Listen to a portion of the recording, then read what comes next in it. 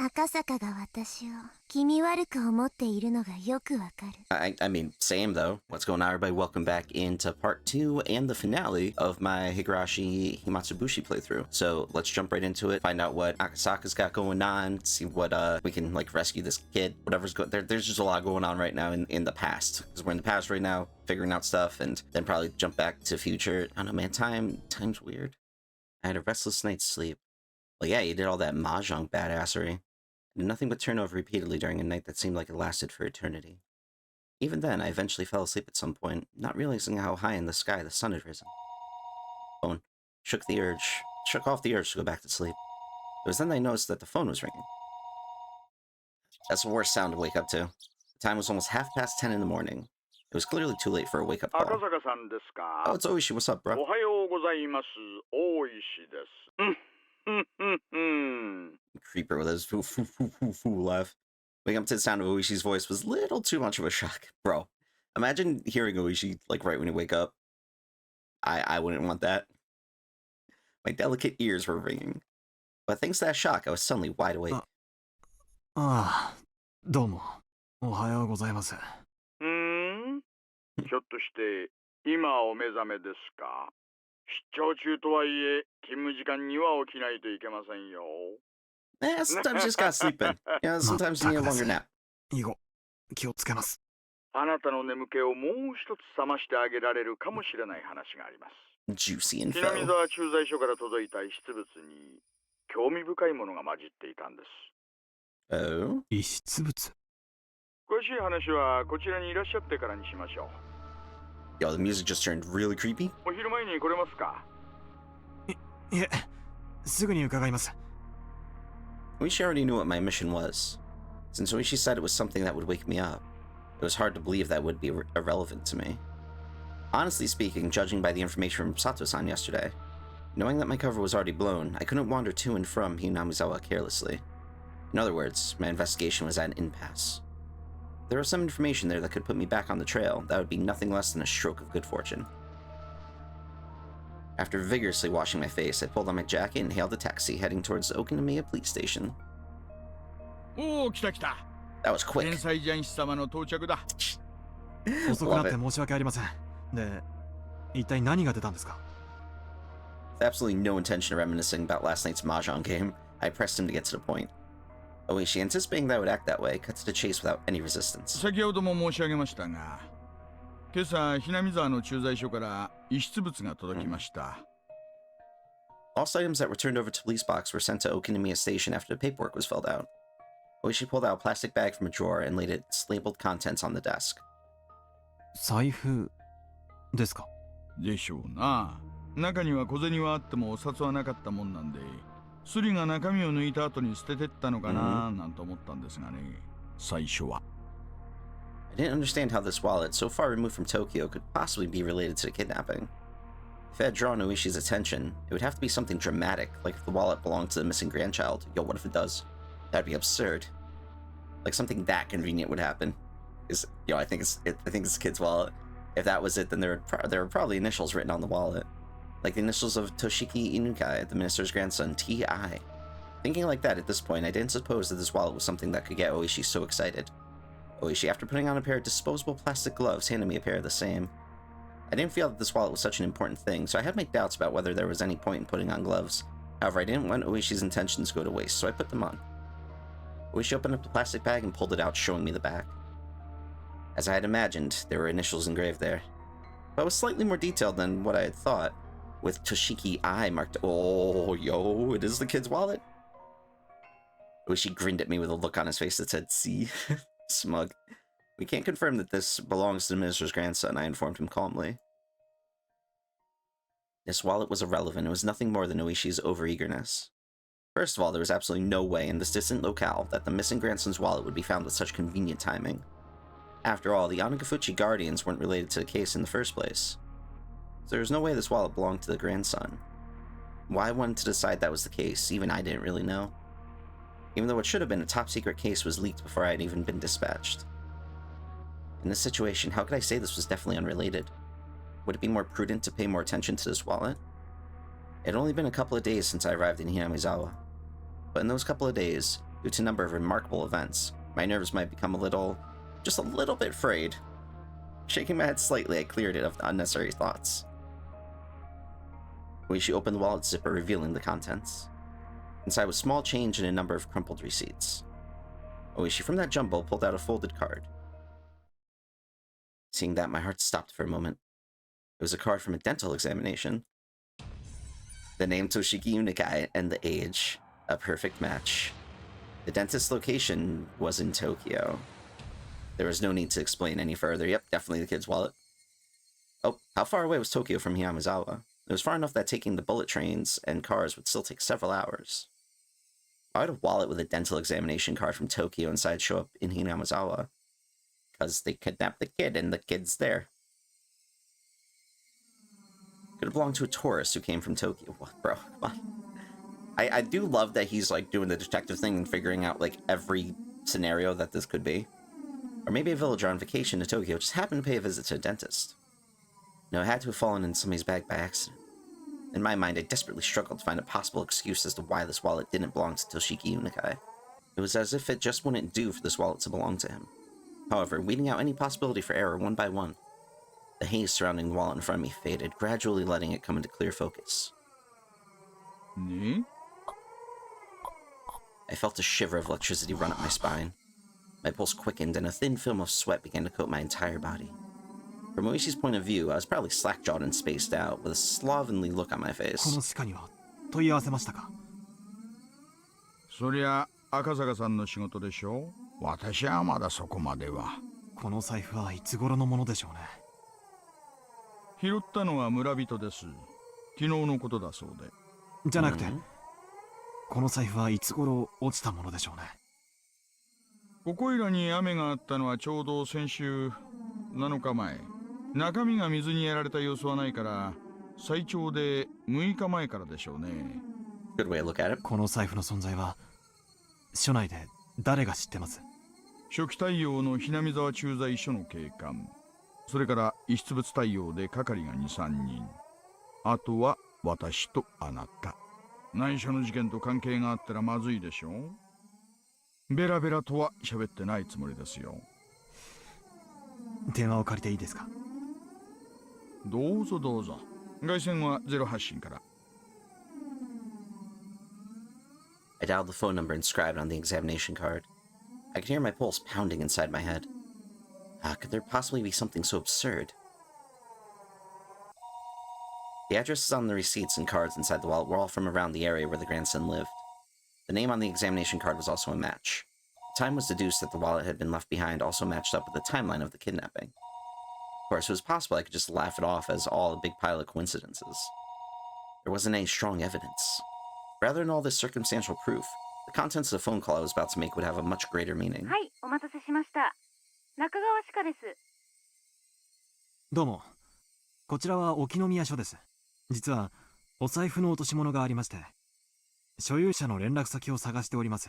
ご協力をいただいてもよろしいでしょうか。お財布の中にそちら様の診察カードが入っておりまして、氏名は犬飼俊樹くんです。カードの番号を申し上げますので、電話番号をお調べいただいてもよろしいでしょうか。ありがとうございます。お願いできますか。Still holding the receiver, I pulled out a notebook from my breast pocket with my free hand. I opened up to the page with the grandson's address and phone number recorded on it. どうもすみません。Oh, it's totally gonna match. お願いします。I compared the phone number written in my notebook to the one that was being read out on the other end of the line. During that process, I spun around to look behind me uneasily. I locked eyes with Oishi.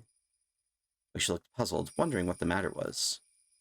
Why did I feel uneasy and look behind me? That was because the person on the end of the line was reading out the numbers as though doing so straight from my notebook.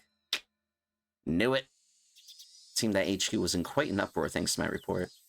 No matter how many times the authenticity of the evidence I had linked to the grandson was called into question, I could only respond that was the truth. When the lead investigator first picked up the phone, I was grilled about the evidence I'd found that was almost too good to be true, if I do say so myself. So after having doubt after doubt dispelled, he fell into silence. The receiver was finally handed over to the section chief. When he picked it up, the background thrum on the other end of the line disappeared, and I knew that it had gone completely silent. After asking the same questions about the wallet that the lead investigator did, the chief quietly spoke his next words.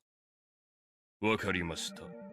Oh, music's intense. こちらから何人か増援を送ります。 Oh, 今 we 日の getting 夕 it. We 方に getting は it. 到着できるでしょう。 Nice. 赤坂君は引き続き現地調査をお願いします。財布が発見された地域の情報を収集しててください。加納さんは何人か選んで現地へ直接。 Ooh, this music is good. Heck yeah, dude. I absolutely love the music in these games. Oh, it's been so good. The fact that he was sending Kano, the lead investigator here, meant that the chief had decided there was a possibility that the Anagafuchi Guardians were somehow implicit in the kidnapping. However, it felt as though until the lead investigator, whom he trusted, had verified the evidence with his own eyes, he was still going to be skeptical about it. どうでした？本庁から増援が出発するそうです。私は現地調査を命じられました。財布の落ちていた場所はどこなんです？高津戸のあたりだそうです。ここが沖宮。ずーっと行って、ここがひなみ沢。I'm assuming they're looking で、 at さ a ら map. に上流にぐーっと上がっていくと、この辺が高津戸です。Interesting. Oishi explained where the wallet was found by pointing to locations on the map on the wall. This place called Takatsudo was even more remote than Hinamizawa was. 高津戸界隈はほとんど民家なんかありませんよ。昔の廃村です。無人の家屋が点在する、なんとも寂しいあたりですね。Sounds like a good spot to hide a kidnapping. 大石さん、高津戸へ案内してもらうことはできますか？構いませんよ。赤坂さんお一人ではなかなか自由にひなみ沢に出入りはできないでしょうからね。無論また野球帽とマスクをしてもらうことになりますが。His little disguise. That Oishi had agreed to accompany me was very reassuring. If Sato-san's info was to be believed, my cover had been blown. I wasn't sure if the villagers had realized that the fresh meat dispatch from public safety was the tourist that visited the village yesterday. In other words, me. But saying that they hadn't noticed would have been overly optimistic. Given a cursory thought, Takatsudo, where the wallet was found, couldn't be ruled out as a hiding spot for the kidnappers. The Takatsudo area didn't have any residential buildings, nor was it alongside a highway. There wasn't a reason for even the locals to go out of their way to visit it. It was exactly what you would call a long-forgotten ghost town at the end of the road. Ooh. Sounds fun. You couldn't ask for a better place to hold a kidnapped grandson. Also, you couldn't get to Takatsudo without passing through Hinamizawa first. Those several conditions made the area all the more important. I couldn't brush it off any longer. There was no longer any doubt that Anagafuchi Guardians, or somebody hired by them, were involved in the kidnapping. That was the case. And the fact that this wallet was found might have already been leaked to them. They even knew so much as how the Public Safety Division was operating. The case of the wallet couldn't be something they didn't know. In that case, there was a possibility that the enemy was lying in wait. To dive alone into enemy territory surrounded by enemy territory, to say the least, required an amount of courage, nay, recklessness, that I just did not have. 大石さんの同行がなければ、そうおいそれと踏み込めない村でしたので、ご協力いただけて本当に助かりました。正直なところ、またお金を要求されるのではと思ってましたよ。Man, we're in a recession. Times are tough. You gotta make money any way you can. Can't play Mushi. それは正直を言えば、ひなみ沢なんか好き好んで行きたがないですからね。運賃でも弾んでもらいたい気分ですが。That's fair. That's fair. 一緒にタコを囲んだ友人の頼みとあれば、断るわけにはいきませんしね。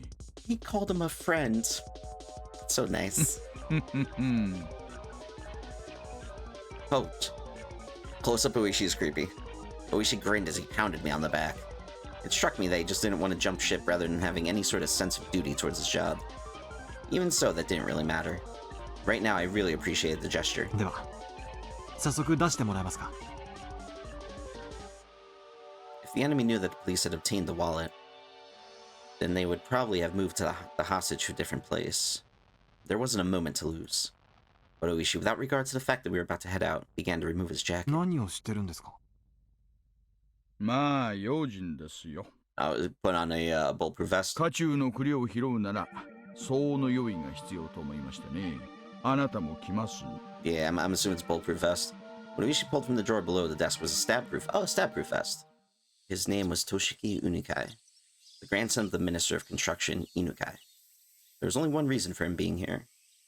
If you didn't include gym or art class, his grades were above average. That was the result of having private tutoring sessions twice a week. He admitted the fact that he still couldn't do pull-ups. There wasn't much else that would make him hate school. Of course, he understood full well that his grandfather was a cabinet minister, but he also knew that not too many people were that interested in their relationship. He didn't like to go out of his way to bring up his grandfather or to call him the Minister of Construction. And finally, he at least tried to know a little more about what kind of work the Minister of Construction did than your average Joe. What that entailed was that when you tried your best to make life better for the masses, sometimes you made a few enemies. He knew that all too well from the time he'd spent as class representative. Nerd! His grandfather had many enemies. He knew that he might personally catch some of that fallout, so he had to be twice as cautious. He was taught that by his parents. That's why, the moment he was kidnapped, he instantly knew that this was one of those occasions. He understood that he wasn't being treated as Toshiki Inukai, the person, or rather as Toshiki Inukai, the grandson of the Minister of Construction. That he wasn't personally at fault, but that this was the result of some unavoidable trouble with his grandfather's work. It made little difference, but when he realized it wasn't because of anything he did, he was able to relax, if only a little. Of course, at first he was struck with a terror befitting his age, wondering what was going to happen to him. But after a while of being tied up and only able to stay lying down, he began to ponder a great many things. First, he thought about the reason he was being abducted like this. He understood the answer to that easily. He was taken hostage to coerce his grandfather, the minister. There was no doubt about that. He didn't know exactly what the Minister of Construction did, but it was easy to imagine that there was much to be gained from threatening him. He respected his grandfather more than most. He earnestly believed that his own grandfather was within the top 20 of the most important people in Japan. That was exactly why he wouldn't forgive anybody who tried to threaten his beloved grandfather. More importantly, he wouldn't forgive anybody who would use him as a tool to threaten his grandfather. His grandfather was really busy and rarely had time to meet with relatives. That's why, with what little time he did manage to scrape together, he just dropped by unannounced. And as an apology for not being able to meet during New Year's or summer vacation, he doted on his grandson very, very much. Oh, that's nice. Sounds like a good grandpa trying his best. The number of times that Toshiki had looked upon with disregard just because his grandfather was a politician and minister certainly weren't few. But he never thought even once that he wanted his grandfather to quit being a politician. Because it was his beloved grandfather, he wanted him to continue his career as long as possible from the bottom of his heart. However, Toshiki was now being held hostage and his grandfather was being threatened. His grandfather, who called him the apple of his eye, was surely suffering. He might do anything to save his grandson. Maybe even putting aside his ideology if it was required to save his grandson. He might cave into the culprit's demands if it meant saving his grandson. When Toshiki thought about that, an inexplicable anger welled up within him. In his current situation, he was unable to forgive the cowards who would make his beloved grandfather suffer by using such dastardly means. That feeling swelled up inside of him, displacing the fear. What he thought of first was something any boy would imagine. Get out of these bonds, beat up the bad guys, then hand them over to the police. Do it, kid. I wish he could. That'd be awesome. Images of all the brave heroes from all the manga he had read passed through the back of his mind. In his imaginary scenario, he slipped his bonds easily, floating like a butterfly to evade his captors, and stinging like a bee to bring them all down. In the end, it was nothing more than his silly little fantasy. With his vision obstructed and unable to see anything, it was something that he could get into more than any anime at the moment. In actuality, he was enjoying these little scenarios in his head for the long period of time he was tied up. His captors hadn't really done anything to him that they would feel sorry for. However, eventually he began to grow tired of his fantasies, and more realistic scenarios began to run through his head. It was then he realized that none of them were a solution. Yes, he wanted to do something for his grandfather who was being threatened. That he was being held here to inflict pain on his grandfather was the thing that he could least forgive, and also the most vexing. And then he noticed. There was a much simpler way he could save his grandfather without having to beat up his despicable captors. That was to remove himself as a hostage from the hands of these villains. If he was to disappear from here, his captors would have nothing to threaten his grandfather with. Captors had restrained him, but they didn't treat him roughly, and they made sure he was fed well enough. Meaning at most, he was nothing more than the means for their threat. They weren't looking to bully or kill him out of spite. If he behaved, no ill would befall him. Realizing that gave him a strong sense of courage. And carrying his train of thought this far, he let it run its course to its natural conclusion. Right now, at this moment, Toshiki Inukai had decided to escape. His ears had been stuffed with sponge-like material acting as makeshift earplugs. However, they didn't actually do much to block out any sound, and he could overhear everything his captors were saying. Realizing this was to his advantage, even when his captors spoke to him, he acted like he couldn't hear them due to the earplugs. Smart kid. His captors, thinking he couldn't hear their conversation, talked about all sorts of things without any reservations. Thanks to that, he was able to obtain various pieces of information. First off, this wasn't Tokyo. It seemed that this was quite a distance away, and on top of that, in the countryside, nestled deep in the mountains. It also seemed that his captors were inconvenienced living out there, so he could deduce that this place was far removed from any sort of town. Finally, whenever they went out to buy food or other supplies, they would always take a car. That fact caused him some dismay, because he knew that the method he learned at school of running around blindly while shouting for help wouldn't work here. Yeah, there would be nobody to help you. He paused his little mental escape scenario there. His ultimate goal was to find somebody who would help him. If somebody who fit that description wasn't close by, his chances of escaping successfully grew slim. A desolate, far-off land deep in the mountains. A place where you couldn't even go shopping without using a car. In this situation, escaping would be very difficult. He grew depressed, and after a little while, he returned to his original scenario. Imagining becoming a hero like in the manga he read and beating down his captors became his respite. However, as he played those illusions out in his head, his heart, hating to surrender, continued to search for a way to escape. And then he thought of a way. If the goal was far away, then all he had to do was get closer. Logic? His goal in a nutshell was to find somebody who would help him. In other words, somebody other than his captors. If he faked being sick, then his captors would have to take him to the hospital or bring a doctor to him. They'd probably be reluctant to do that, but he already knew that the hostage was more important than anything. In the off chance that something happened, like him dying, occurred, they wouldn't be able to threaten anybody anymore.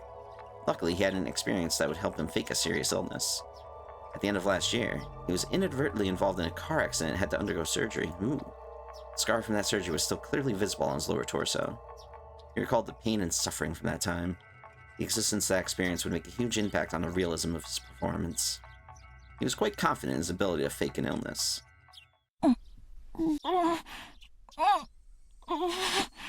His captors at first took that as a sign he needed to use the washroom. Untying only his arms, they tried to bring him there while he was still blindfolded. But he didn't try to get up. His hands, now free, only clutched his abdomen as he writhed in agony. He still had his earplugs in, so he had to pretend he didn't hear his captors asking the question. He was about to nod, so he hurriedly had to stop himself. Yo,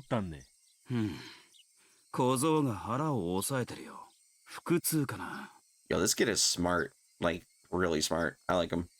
His captors looked down on his suffering form for a bit. One of them proposed a course of action, while another laid his doubts that Toshiki might be faking it.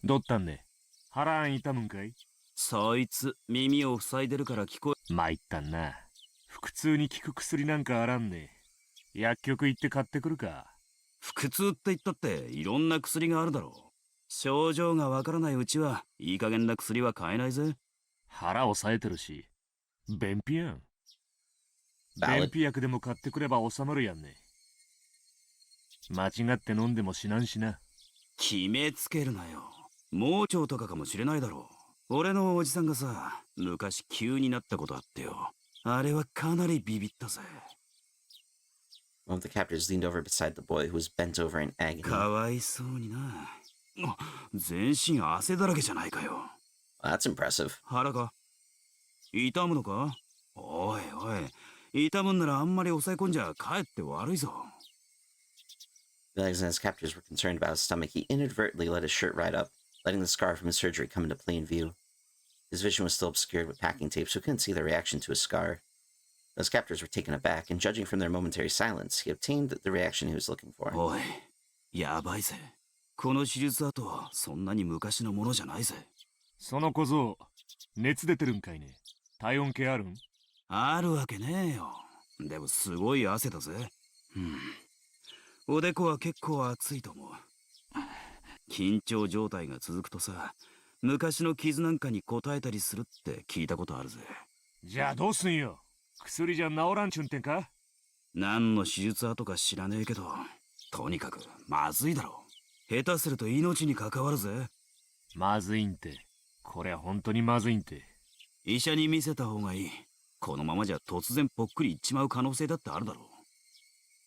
Toshiki Inukai, with those few words, knew that the situation was progressing exactly as he had envisioned it, and snickering to himself on the inside, pressed his act even further. He didn't even need to see to know that his captors were panicked and were running around like chickens with their heads cut off at this troublesome turn of events. 診療所を連れて行くか。先生を連れてくる方がいいね。入江の先生か？いいのか？大丈夫か？人質に何かあったらまずんね。しゃあない。緊急事態やん。One of the captors hurriedly left in the car. Another of the men, completely shaken up at this point, wiped the sweat from his forehead with a handkerchief. Looked like they were bringing a doctor. As long as the doctor wasn't an accomplice, that doctor was his goal. He was someone he should seek help from. His captors were probably wary of that happening. They'd be prepared for it. This would all come down to luck. Some of the sweat emerging from his brow was from that nervousness. Ooh, right. At that moment, the packing tape that was covering his eyes and ears was torn off. The burning light that he was seeing for the first time in several days hurt his eyes. After that, the gag that had made it hard for him to breathe was also removed. 大丈夫かこそ。今お医者を連れてくるからな。しばらく我慢してろな。The doctor was coming. The doctor was coming. Now, how was he going to ask for help, and how was he going to get away from his captors? A plethora of thoughts began swirling through his mind. 分かってると思うが、お医者に余計なことは言うなよ。俺たちも別にお前に乱暴がしたいわけじゃないんだ。そりゃ分かってるよな。Toshi Unikai nodded while feigning pain and obedience. His expectations and the enemy's expectations. Whether they doubted he was faking his illness or not, they knew that his goal was, and would try to stop it. His stomach contracted from the stress of this gambit, making it seem like his stomach really was starting to hurt. No, it really was. But there was no reason to panic. If he failed with his approach to the doctor, there was nothing to lose. If there was something to lose, it was his method of faking illness to get in touch with the doctor. If he could think of other methods from here on out, it wasn't much. But at the present, this was the easiest and most dramatic way he could think of. The mere thought about it, the more it looked like this was his first and last gambit. Eventually, he heard the sound of a car approaching once again. The sound of the car doors being hurriedly open and shut. The sounds of several footsteps approaching. A young man in a white medical coat. Yo, what up, Dr. Erie? As he acknowledged the boy, a suspicious look showed itself on his face. 彼は村の子じゃありませんね。The captors didn't respond. From the looks of it, the young doctor had realized that this was an abnormal situation. One of the captors talked threateningly. 先生には関係のないことです。For a while, the doctor and the captor silently glared at one another. However, unable to stand the sight of the boy continuing to suffer, the doctor, as the captors had hoped, didn't press any further. その古い手術跡というのが何の手術でしたか？そりゃわからないです。本当は診療所に連れ帰るべきなんですがね。先生、そりゃさすがにちょっと。The doctor said he wanted to bring the boy back to the clinic. The captors simply silently shook their heads at the notion. It was a fleeting hope, but it was only natural that the captors would refuse. At that moment, his eyes met with the doctor's. Seeing that the boy's painful state was abnormal, the doctor suspected it was a serious illness. 大丈夫ですか？私は医者です。この手術跡はいつ頃のものですか？去年の冬に事故で。事故？そうですか。参ったな。He couldn't let the doctor figure out that he was faking it here. He had to somehow figure out some way to keep this going and tell the doctor that he was being confined and needed help. 患部を少し触りますよ。痛むところがあったら。Seeing that it was extremely painful, the doctor crossed his arms and began to ponder. He had to somehow get himself to a hospital. To Toshiki Unikai, thinking this illness was the performance of a lifetime. He's doing good so far. 皆さんもご苦労さんなことです。お暑いでしょうが、せいぜい頑張ってくださいよ。不法投棄のダンプが現れたらすぐにご連絡ください。So I guess like these two things are going on simultaneously. 急行いたしますのでね。ご協力感謝しますよ、大石さん。どうぞ。A gap wide enough for a single car was opened up in the barricade. Oishi, showing his gratitude, or perhaps threatening attitude, with a short beep of the horn, rolled the car through the checkpoint. This time, my appearance was the very embodiment of the word suspicious. A baseball cap, mask, and sunglasses. Yeah, that's generic sus look. On top of that, even though it was sweltering, I was wearing a hoodie. Any respectable police officer would be loath to not stop me for questioning. I had meant to be overcautious, knowing full well that my face was known, but it might have already been too late for that to have any use. Using that as an excuse, I doffed the unbearably hot hoodie and windbreaker, ripped off the mask and hat, and threw them in the seat behind me. ありゃ、いいんですか？こんな小細工したところでどうせ割れているでしょうから。そりゃまあそうでしょうな。I really like these two together, man. They're cool. Oishi, probably thinking that my unexpected behavior was funny, continued to laugh. The beautiful and pristine scenery of Hinamizawa spread out before me. The village itself would have been quite beautiful if it weren't for the complicated circumstances surrounding it at the moment. I would absolutely love to take Yuki here for a drive one day. Aw. Come to think of it, I didn't get a chance to call her last night. I played around with the idea in my head, but in reality, this village wasn't all sunshine and rainbows. I had heard everything at the prefectural headquarters. At the heart of this village, the intelligence network that the three families wielded was, due to blood ties and regional relationships, unbelievably well organized. Their net spread not just around Hinamizawa itself, but encapsulated the entirety of the city of Shishibunoi as well. When I first heard that, somewhere in the recesses of my mind I didn't take it completely seriously. How could a local organization out in the boonies here have something so grandiose? I couldn't deny that somewhere in the back of my mind I had ridiculed the thought. But not only were they really threatening the minister, but they had demonstrated that they had a complete grasp on our movements, which were supposed to be top secret. They were almost like the secret police that controlled a small Eastern European country like in some spy novel. The villagers here wouldn't bat an eye at getting their hands dirty if it meant fighting the dam project. I also heard something like that at the prefectural headquarters. Now that you mention it, when I first arrived here, Oishi also said that this place was a war zone, didn't he? The residents of this village were at the same time freedom fighters. Although by definition they were no different than guerrillas or a militia. They weren't protected by the Geneva Convention, but they also didn't have to adhere to those rules either. This place was more of a quagmire than a legitimate battlefield. A secret war was unfolding. I could drive along because Oishi was with me, but if I was to leave this car for even something as trivial as looking for a vending machine, there's a chance I wouldn't return. Even though a single shot hadn't been fired, this was a battlefield. No, the reason my bullets weren't flying was simply because it was hard for a civilian to obtain a gun in Japan. So they were probably just equipped with weapons other than guns that were easier to obtain. That was why Oishi was wearing that stab-proof vest, wasn't it? Oh, it makes sense, yeah. Akasaka-san, 緊張してます。 The fact that I was apprehensive was, of course, picked up on by Oishi. He had already figured it out. There was no point in trying to deny or hide it. もちろんです。敵の本拠地にたった2人で乗り込んでいるんですよ。この人数では万一の時が不安です。万一の時？な、大丈夫ですよ。この村の人間すべてが敵ではありませんでしたか。全員が口裏を合わせれば、この村で白昼堂々殺人が起こっても証拠一つ残らない。I mean, you're not wrong. そういうところだと聞いていますよ。This was what the ironclad rule of not barging into a Yakuza office alone was about. There wasn't a neutral party involved. That area wasn't bound by the laws of common sense. If something happened, you wouldn't be able to prove it, and there wasn't anybody who would take your side. It was pretty much the definition of poking the bear. Hinamizawa地区へ向かうと同僚に言い残してますしね。万一の時は無線機もありますし、赤坂さんが怖がってるほどね。そう簡単には完全犯罪はできませんよ。まあ、もちろん油断をしないに越したことはありませんがね。True.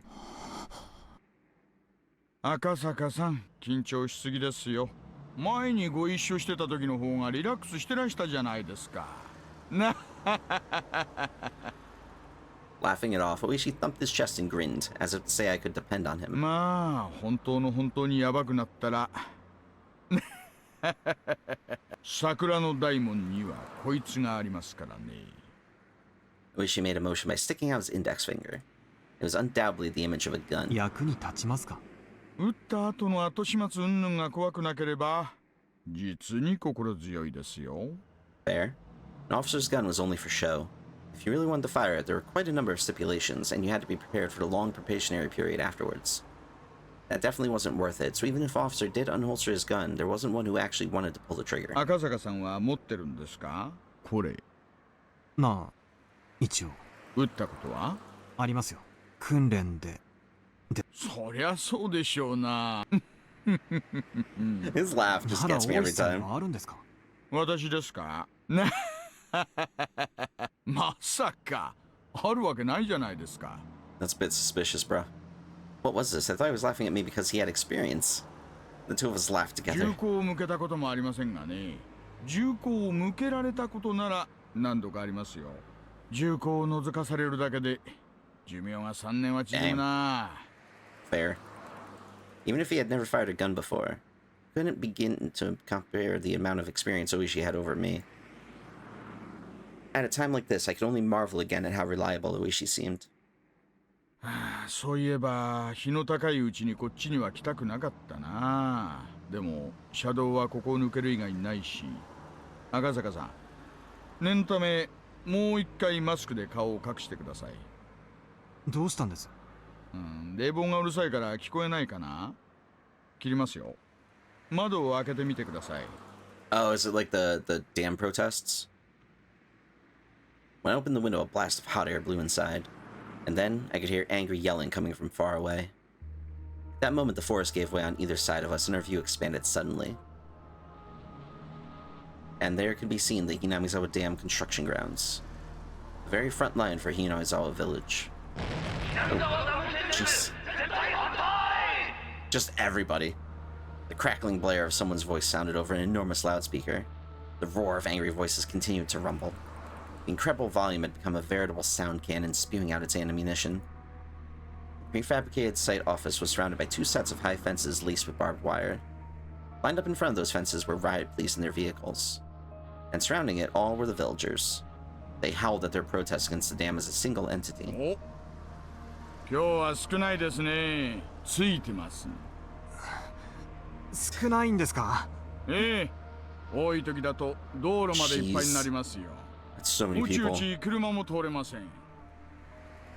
At first, due to their overwhelming intensity, it looked to me like there was more people than there actually was, but upon closer inspection, there were at most 50 to 70 of them.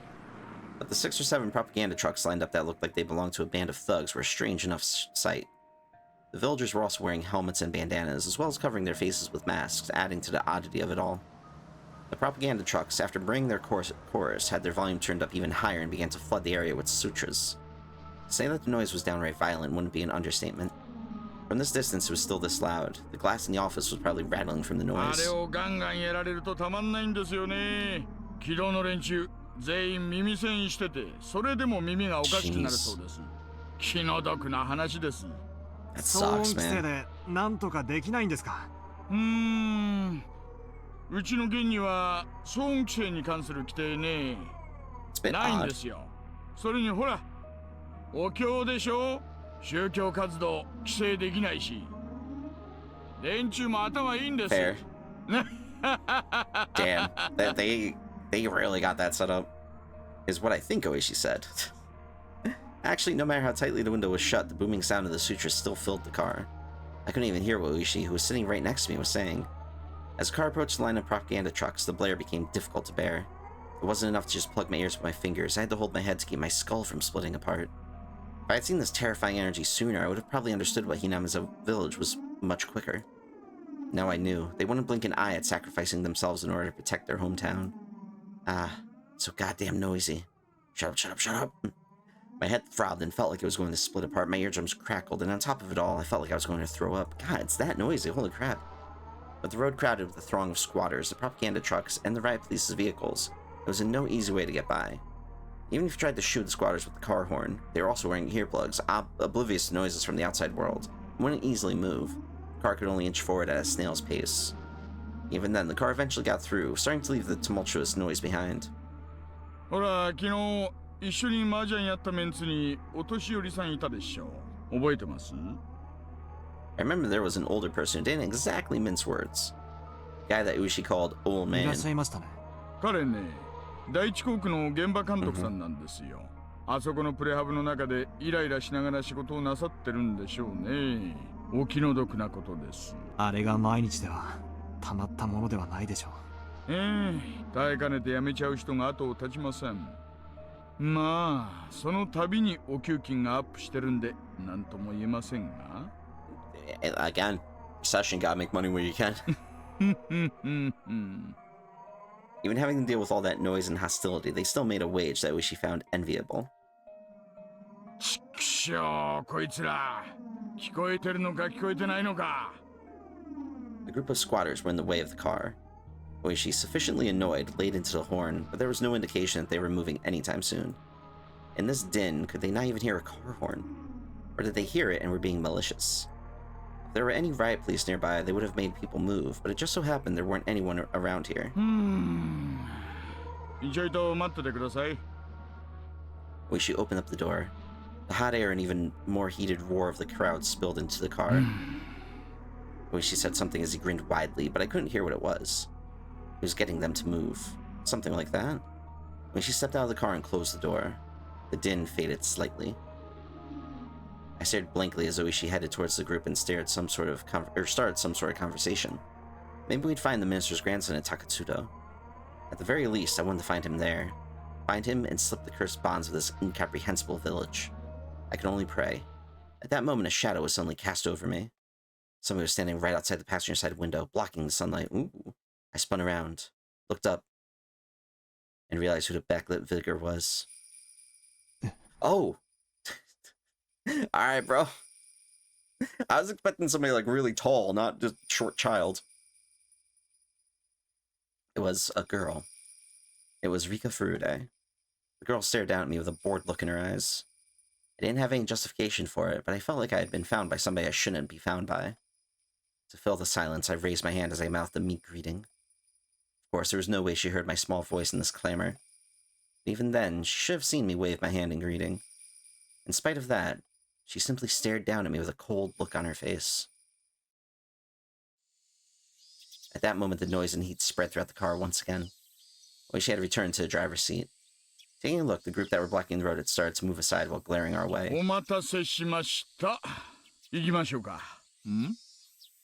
Oishi registered the figure of the girl behind me. One of the villagers came over and picked her up. In a manner of, "It's dangerous, so get away." It was then that she whispered one or two words. However, I couldn't hear any of it.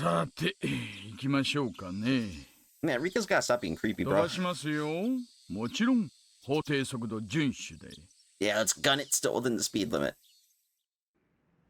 As if to shake off the still audible angry voices, Oishi floored the gas. Along with the roar and the din and the shouting, the villagers and the girl quickly disappeared behind us.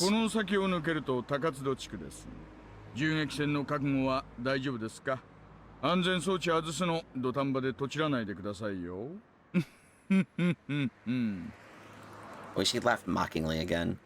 I was more concerned with what the girl had said, however, as I was vaguely bothered by it.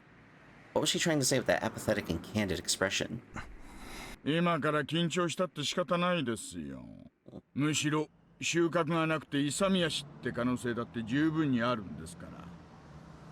There was no longer a way to confirm what the girl had tried to tell me. It might have been that the girl who warned me to go back to Tokyo again, or else was saying to me who was here now, ignoring that warning.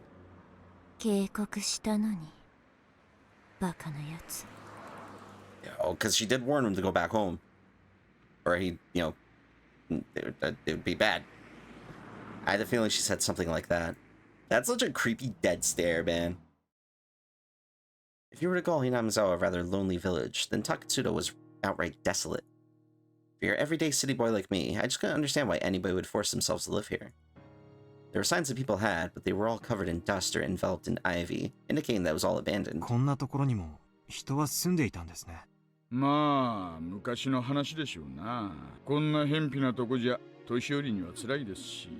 Sure, it's understandable.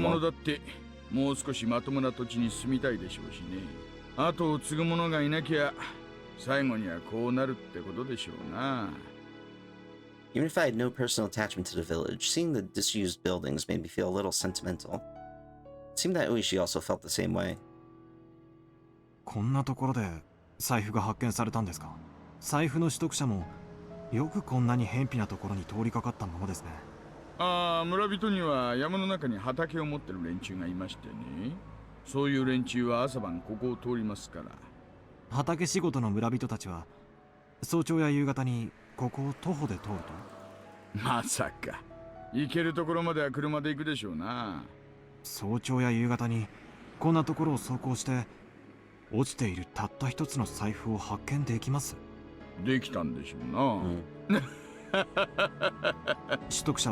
You never know.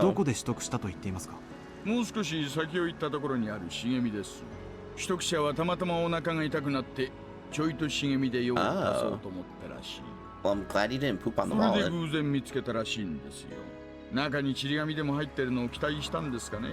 Toilet paper in a wallet? Bro, come on. You wouldn't want to use money as toilet paper, or paper money. A little bit. That seems super, super convenient. I expressed the feeling that I had from the start of the day quite frankly. It seemed too good to be true, but it was unwavering proof. It was too perfect, sickeningly so. That was my feeling. できすぎってな、案外当たってるかもしれませんよ。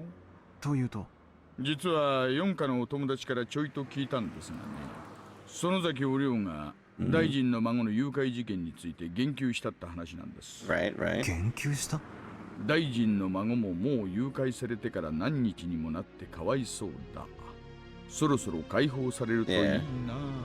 そう、お涼のばあさんが縁側でぼそりとつぶやいたってな話らしいんです。See, she still has a bit of a soul. She's not that horrible of a human. で、そのぼそりが園崎家の裏の裏のあちこちに伝えられてるようです。Right, I had heard something earlier from Sato-san, the informant, that when the leader Oreo had a concern, somebody in the family would be considerate. つまり、それは実質上の人質解放命令ですか？ Makes sense. 私はそう見てます。この出来すぎの財布発見は孫を警察に引き渡すためのイベントじゃないかと。that makes a lot more sense than just randomly being on the ground. そりゃ人質を解放するなんて理由は一つしかないじゃないですか。They got what they wanted. 取引の成立ですよ。Hinamizawaダム計画の中止を大臣が約束ってことですかね。ダム計画なんて必ずなくなっちゃいますのです。At that moment, those words that the girl had said resurfaced in the back of my mind. In the end, it was turning out exactly as she proclaimed. That young girl knew the circumstances. She knew everything about this kidnapping incident from the beginning to the end. Akasaka? The girl unexpectedly called my name. なんだい？東京へ帰れ。Yeah. Huh? あなたはもう幾ばくもしないうちに、それがあまりにもみすぼらしくて、今のうちから警告してあげているのです。どうして私が後悔することになる？いちいちうるさいな。あなたの親はあなたが赤信号の横断歩道の真ん中にいるとき、どうして危ないのかを全部説明し終えるまで。I absolutely love that line. She's like, bro, just accept my 引っ warning. 張るでしょ。まず歩道まで連れ戻してから。つまりはそういうこと。The girl who knew everything from start to finish had warned me in the beginning, go back to Tokyo. 赤坂の怖がり。That smirk just creeps me out, man. That smirk just really creeps me out. 孫は無事見つかるでしょうが、その後はいろいろと厄介な問題になるでしょうな。どう厄介になるかは、一警察官の私には想像もつきませんがね。I might have to do some fighting. フルでリカって少女、ご存知ですか？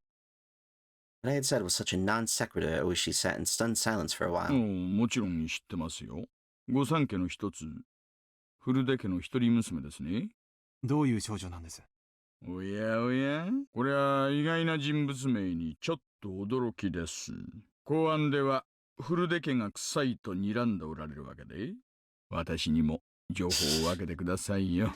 Oh, she's い nosy. や、そういうのじゃないんです。ちょっと気になったもので。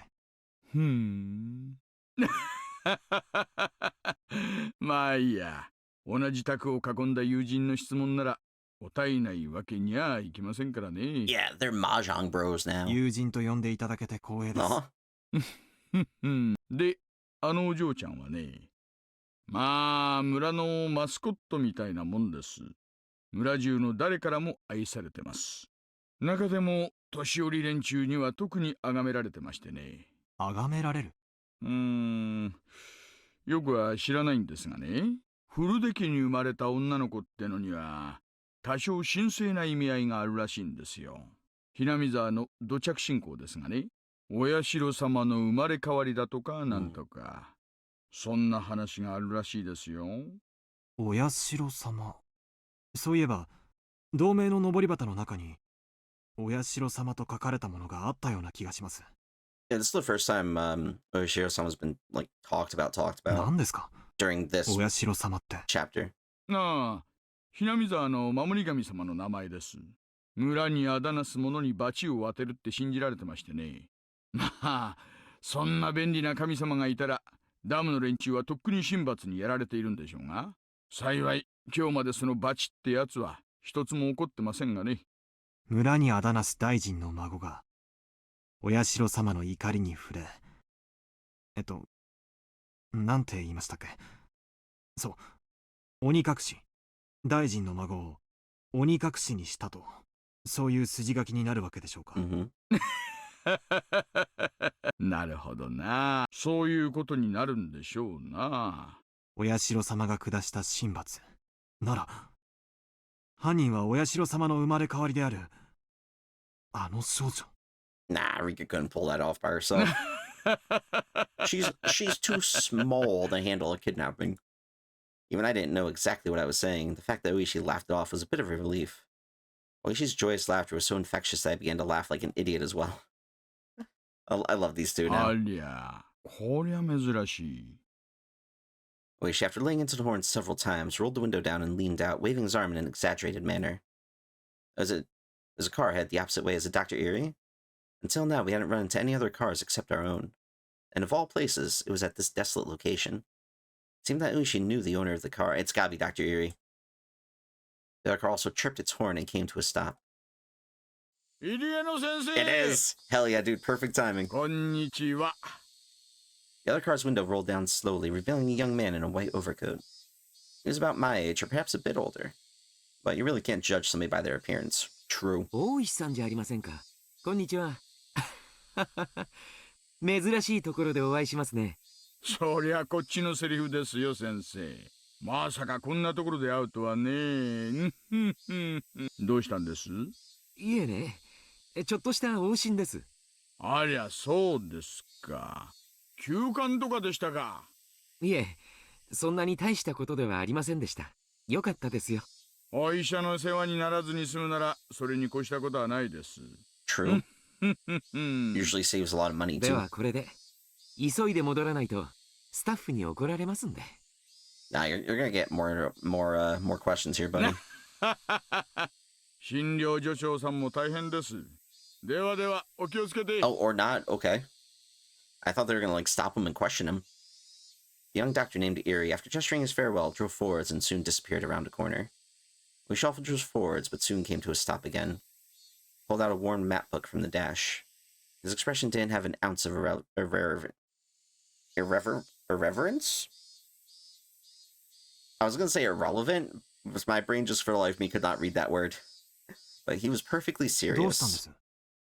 今日は診療所は往診の日じゃないはずです。よっぽどの休館か、特殊な事情のある患者ということになりますね。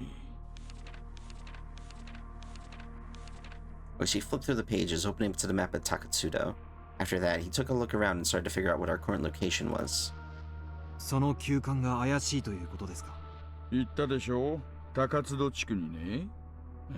今私たちがいる道は入江先生はこの道に対して Having no sense of our surroundings, I couldn't digest anything about the place he was indicating on the map. 私たちは財布の取得場所を目指しています。ちなみに取得場所はここ。でもね、高津戸地区にわずかにある民家に向かうにはそもそも道が違うのです。つまり入江医師は民家のない方角から来た。Right.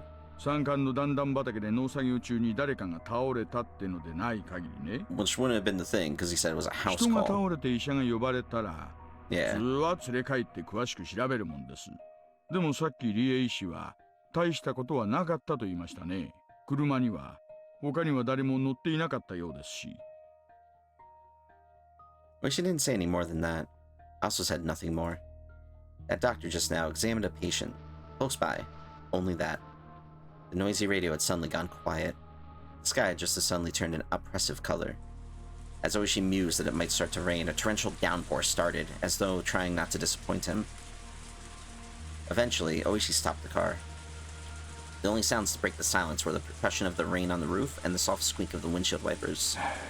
ちょいと静か静かで行きましょうかね。We going stealthy.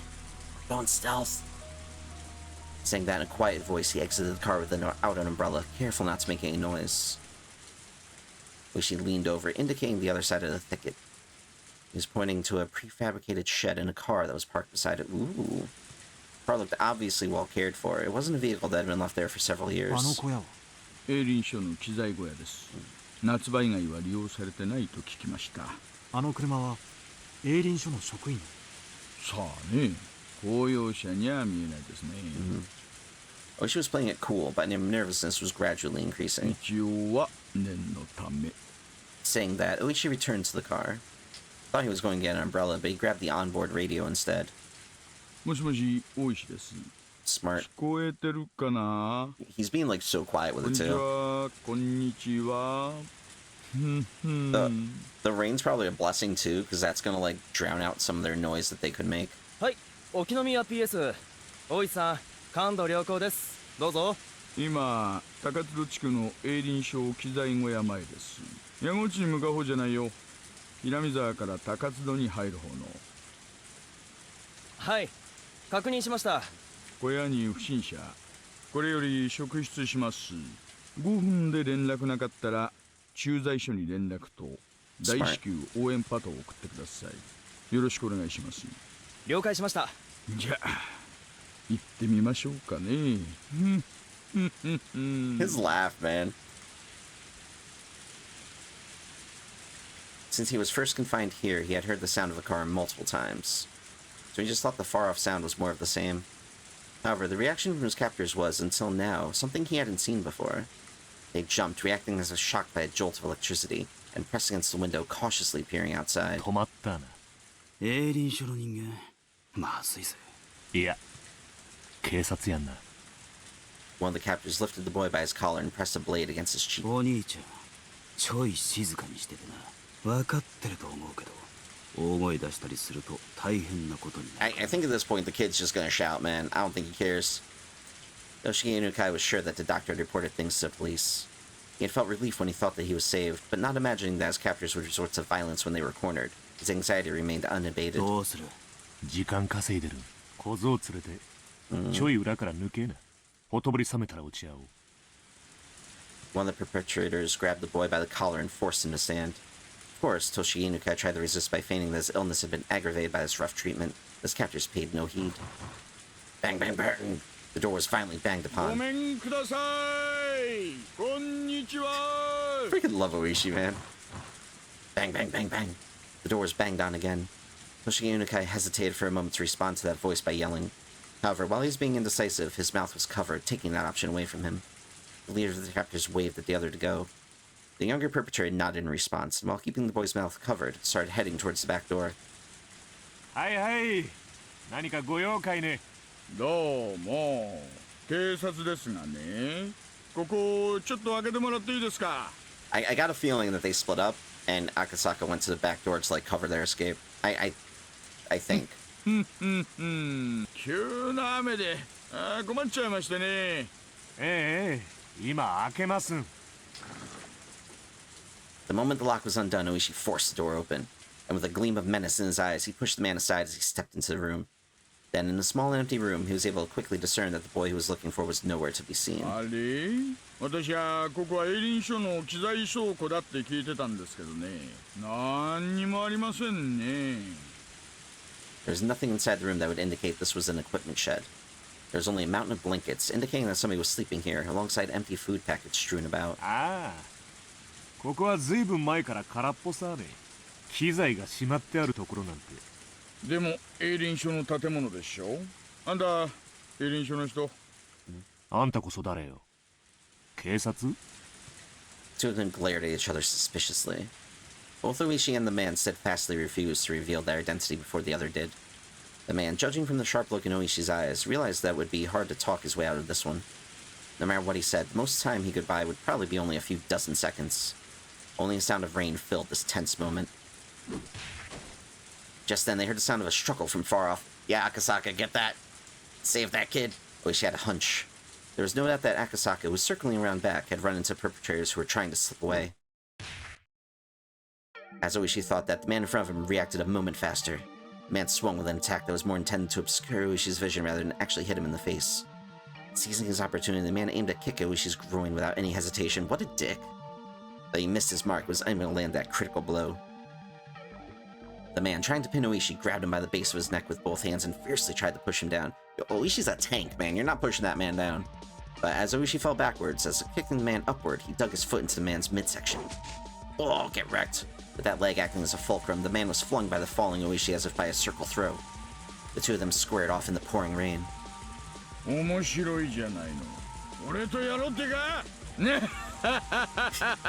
Yo, if I'm squaring up against somebody and they just start like laughing, that's somebody I do not want to fight at all. Oishi, as trying to cheer himself on, grinned smugly. He then stood up while brushing the mud off himself. Even though he countered the assault, Oishi was getting up rather awkwardly compared to the man who he threw, and swiftly sprang to his feet. Oi-sa! Hayaku! Akasaka's voice ran out from the distance. Judging from the distress in his voice, he was already engaged in a fight and wanted Oishi to reconvene with him. But Oishi's hands were full as well. Akasaka-san! The man raised both fists in his stance that hinted at him being acquainted with karate or some other form of martial art. Of course, Oishi, as an officer of the law, was decently versed in judo. He also had the moxie to have been through his fair share of fights before. Because of that, you could tell that the man in front of him was quite a bit better at fighting than he was. Ah, damn it. Thinking that this was going to be easy just because the order came from the Sonozaki family to release the hostage had been a big mistake.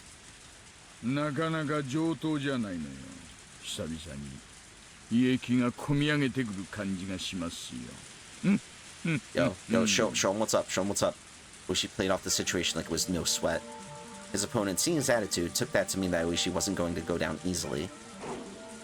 The man wildly charged forward, attempting to grab Oishi. The man managed a successful clinch from his low stance, so Oishi would be tackled to the ground and end up being mounted. Hot. It was something you saw often when children fought. It really was a bad position, since you couldn't do much once you were in it. Oishi, responding to that move, also lowered his stance to collide with the man head-on. The moment they clashed, Oishi grabbed the man's lapel. As he yanked the lapel upwards, he smashed into the man's solar plexus with the elbow of the same arm. It was a move from Oishi's own personal brand of brawling judo. He then grabbed on with his free hand and attempted to throw his opponent with both hands. The man lowered his center of gravity and swung his arms in a large arc, entwining them with Oishi's. Not only that, but he had forced both of Oishi's elbows to the outside, and Oishi, now in an awkward position, was in danger of exposing his back with his hands still clutching the man's chest. The guy practiced Aikido or grappling, didn't he? Oishi, cursing the fact that his fingers were twisted into the man's shirt and couldn't get away, released his grip. But he was still in that awkward position, being bent over. Alright, this is either a fight or they're like about to bang. One of the two. And to top it off, at zero range, the man was able to read Oishi's movements completely as he tried to squirm his way into a better position. Ooh. And then took the palms of his hands and swiftly clapped them over both of Oishi's ears. Ooh. That's a rough one. Tapping the ears in any other martial art, except for self-defense, was basically forbidden. Yeah, that's a dick move. Karate and Judo didn't recognize it as a legal technique.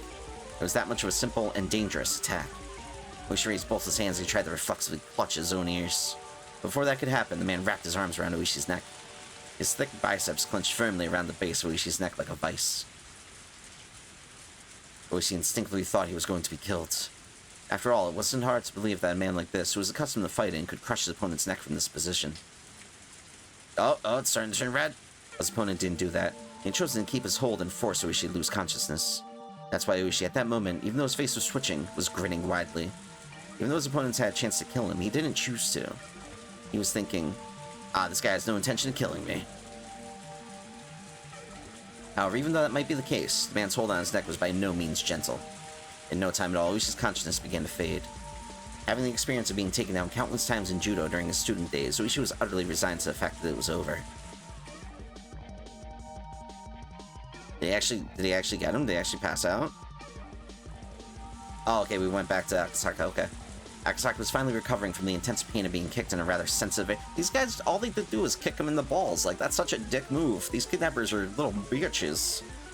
He had bumped into the captor carrying the boy in the back entrance. He had seen Toshige Inukai's picture plenty of times, wasn't able to immediately ascertain if the boy in front of him was the real deal, with his mouth covered in packing tape. Also, with his limited experience, it wasn't hard for him to panic over how to deal with the situation. Of course, the perpetrator didn't overlook this momentary lapse. His kick landed squarely in a critical spot, and with Akasaka not having enough time to call for help. As the man flung the boy over his shoulder, he headed towards the front door of the shed. But upon hearing Oishi's bellowing voice, he gave up on going that direction. He then dashed off towards the forest.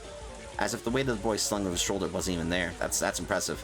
Akasaka was lost for a moment. Meeting up with Oishi, who was fighting with the enemy, was by far the safer option, but he couldn't just lose sight of the fleeing man. Akasaka stood up and chased after the captor's back. He ran through a short thicket, branches and fallen leaves crunching underfoot. The tips of branches raked and clawed at him, small scratches inscribing themselves on his body one after another. He kept on stepping into puddles and mud, and his shoes were soon filled with murky water. For Akasaka, traveling through this unexplored forest was, even though this was an emergency situation, extremely unpleasant. Sounds a bit rough. As he said that, he regretted it immediately, as it was but a waste of breath. There wasn't a thief in the world that would politely stop when told to. True. To a city boy like Akasaka, running through the forest was an arduous task. However, it must have been no easy task either for the man carrying the minister's grandson. He neither gained nor lost ground in his pursuit. Akasaka, upon realizing that, gained back a bit of composure. Just keep on chasing him. We are running in the same conditions. In fact, the man running with an awkward stride was at far more of a disadvantage. They couldn't run forever. Eventually, he'd definitely trip and fall. As long as he was being hounded, he would definitely stumble. And soon, his wish was fulfilled. Heh, dumbass. The man who had stepped in something and lost his balance was no longer able to bear the weight of the boy, dropping him. Yeah, especially if the ground is all muddy. Like, if you're running through a forest and it's muddy water everywhere, like, you're gonna slip at some point.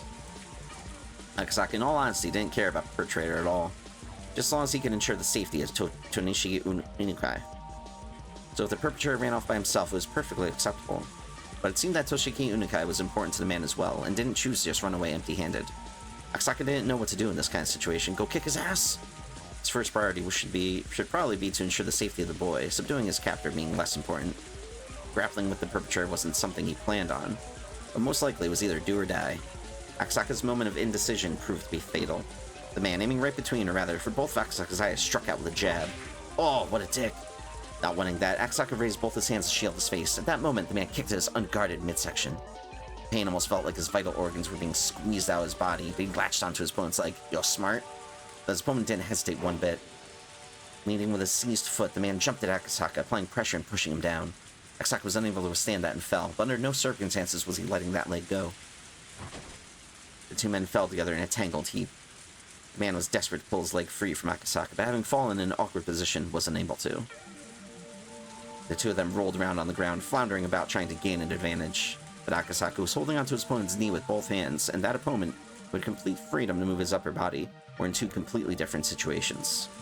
The man gained a positional advantage on Akasaka, who was still latched onto the leg and couldn't move away, and pounded full force on his head with both his fists. Not only that, he found a rock nearby and beat it against Akasaka's— ooh, ow! Thwack, thwack! Oh, that's gotta hurt, man. The difference between being hit with a fist and being hit with a rock was vast. Yeah, one of them hurts a lot worse. Akasaka quickly thought of letting go of the man's leg to free his hands to protect his head. But if he let go here, the man would get away. If he didn't dig in here, everything would be for naught. The boy he was trying to save was right there. He was going to save him and go back to Tokyo. If he could do that, then it was goodbye to this freakish village. Oh, bro. Without looking, I could tell my forehead split open and was gushing blood. But I didn't let go of the man's leg. How could I? I won't let go. When the man realized that no matter how much he beat my head, he wasn't getting away, he used both his hands to grab my throat as if to crush my windpipe. I pulled my head back as a form of resistance, but was of no use. The man's hands enveloped my neck and began to crush it like a vice. It was less about the pain of not being able to breathe, so much as it was choking so hard I felt like I was going to throw up. Just throw up in the dude's face, it'll help. It felt like my stomach was going to turn itself inside out, but I could only endure it. Damn it. My throat hurts. I won't let go, I can't let go. I didn't want to be here. I wanted to resolve this and go back to Tokyo. Go back to Tokyo and talk to Yuki, all about our unborn child. We're going to talk about a bright future. I had no intention of loosening my grip. However, it loosened just a bit and the man's leg came free. The man kicked as hard as possible and I tumbled backwards. My head was spinning and I was unable to get up right away. Though I couldn't even put any strength into getting up in the first place. Even so, I couldn't back down. If I let him escape now, this chance would never come again. Even just catching their scent was nothing short of a miracle. If we weren't able to get the minister's grandson back here, there wouldn't be another chance. The man tried to drag the boy to his feet, but the kid was displaying some unexpected resistance, allowing me to get up unnoticed. I grasped a rock the man had just beaten me over the head with. Now it's my turn. Hell yeah, dude. The rock should be able to supplement what meager strength I had left, adding more than enough power to my attack. My fist, still wrapped around the rock, dug into the side of the man's torso. It seems like it hurt him quite a bit. Yo, get wrecked, kidnapper! The man rolled around for a bit, clutching his side. Freed from the man's grip, the boy hid behind me. To the boy, those were the words he was waiting for the most. But the crisis was still not over. That was because even though he was still clutching at his side, the man had gotten up again and taken a fighting stance. I could see in the man's eyes the resentment at the pain I had caused him, and the confidence that he could still beat me. If we were to clash head-on again, he might not even stop if my head were split open.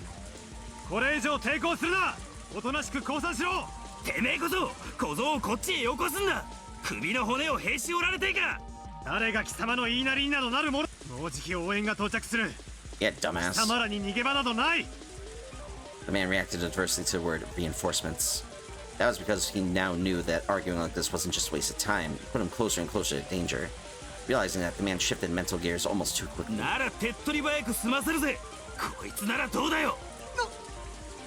What the man pulled from his back pocket was, of all things, a gun! Oh shit. The worst thing to have in a fistfight. Of course, I'm a police officer. It's not like I don't know what a gun is. But having one pointed at me was something I'd never experienced before. Was it real? Of course it was. There's no way it'd be a replica in a situation like this.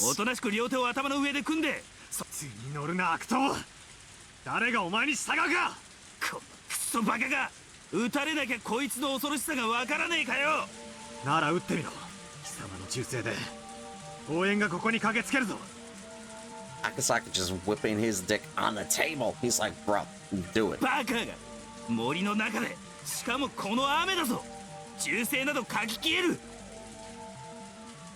As long as he still held that gun, no matter how much I yelled at him, I was at a distinct disadvantage. But I still had a fighting chance. If I were in his shoes, instead of wasting time yelling at each other like this, I would just shoot him and take the boy. That way was the fastest and would suppress any sort of further resistance from him. The man was demanding my surrender without having fired a shot, meaning that he didn't want to shoot or couldn't.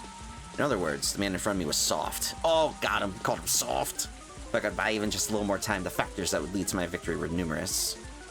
Oishi was probably on his way, and the reinforcements we called for before coming here should already be well on their way too. Not only that, they should have contacted the local police box.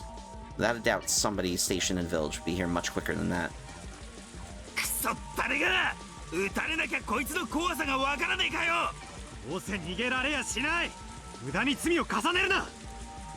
At that moment, I heard the rustling of foliage and heavy footsteps approaching. But when she was coming here, it was a whole new ballgame. Man couldn't have more than one gun. Well, it's probably going to be the other kidnapper. Yeah, I thought the time was on my side, but I had failed to even imagine that the enemy could also have reinforcements. You could tell the man who had just appeared was one of the perpetrators just by looking at him.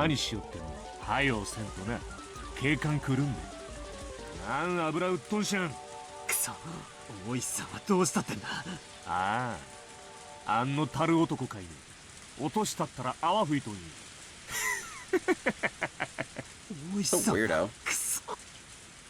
The boy, sensitive to impending danger, crawled up behind my back. How could this be? Damn it.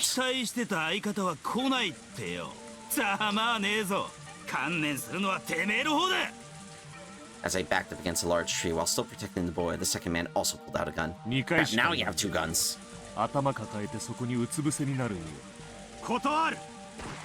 Oh. As I shouted in protest, blood erupted from my left shoulder. It took a few moments to register that I had been shot. Compared to the ones from in movies and TV dramas, the first actual gunshot I heard was simple and mundane. In fact, the sound was more akin to the small fireworks I used to buy from the corner store as a kid. But there was no comparing the pain. It was a fear you knew only after you'd been shot. Ugh. So, sir! Oh. I started reading. The boy, in his confusion, tugged at my clothes, agitating the wound even further. I once put on a bold face and reassured him, but my voice was hoarse and had the opposite effect.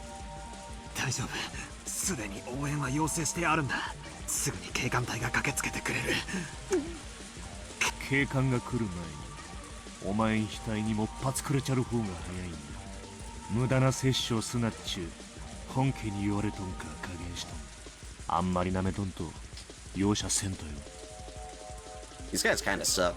This was bad. It was very, very bad. The second man was a completely different beast than the first. He had no signs of indecisiveness or mercy. This man said he'd shoot, he'd shoot. He wasn't somebody that a man like me could buy time from.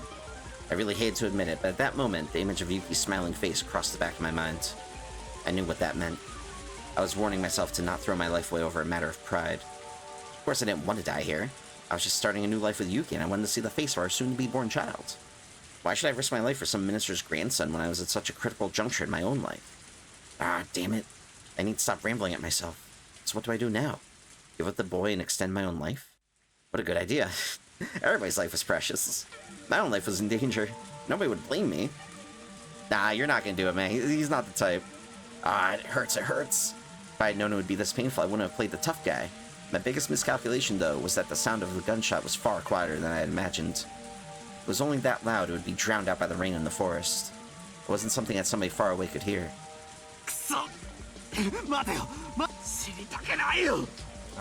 こっちだって死なせとうない。わかればええんわかれば。撃つなよ。撃つなよ。帰りを待ってる妻がいるんだ。He's gotta be trying to play him. He's gotta be playing them. 死にたくないんだよ。叫ばんとでも歌んね。おとなしい頭抱えてうつ伏せになったら歌んだるね。本当だろうな。本当だろうな。約束は守れよ。絶対だぞ。He's gotta be playing him. 男と男の約束だぞ。守ったの。男と男の約束しやよ。守れよ。守れよ。じゃあ、うつ伏せになるからな。He's gonna blast him, I swear. 約束守るんだから、銃を向けるのやめろよ。やっぱ撃つ気なんだろ。撃つ気なんだろ。俺が撃つついになったら、後頭部を撃つ気なんだろ。歌んね歌んね。わかった。しまってる。銃はしまってる。男と男の約束しやね。Akasaka, you crafty bastard. これなら文句ないんて。ねえ。Hell yeah! やめて文句ないですよ。I knew it. I knew our boy would show up. Perfect timing. That was amazing. It was over in a flash. The moment he lowered his gun, Uishi didn't let his chance slip by. Uishi had been assessing the situation for quite some time from behind the two men. But since they had their guns trained on me, he didn't really have a chance to jump in. Seeing the look on Uishi's face indicating they wanted me to create an opening, I took on that role completely. Uishi forcefully lifted the arm that was holding the gun. He then took the gun from the man's hand in only an instant. The other man, who was a bit slow in grasping what was happening, pointed his gun at them. With his ally grappling with Uishi, he couldn't pull the trigger. If that man was the one that was wrestling with Uishi at the moment, he might have shot without hesitation. But this man wouldn't shoot. He couldn't shoot. Uishi kicked the other man away, and while aiming the stolen gun with his left hand, pulled out his own. With guns akimbo, he was aiming at both men at the same time. What a badass. It was perfectly played. But heedless of the guns pointed at them, the men shouted, "Scram!" as they scattered away at full speed. It was over in an instant. Those two running away without putting up a fight was honestly unexpected.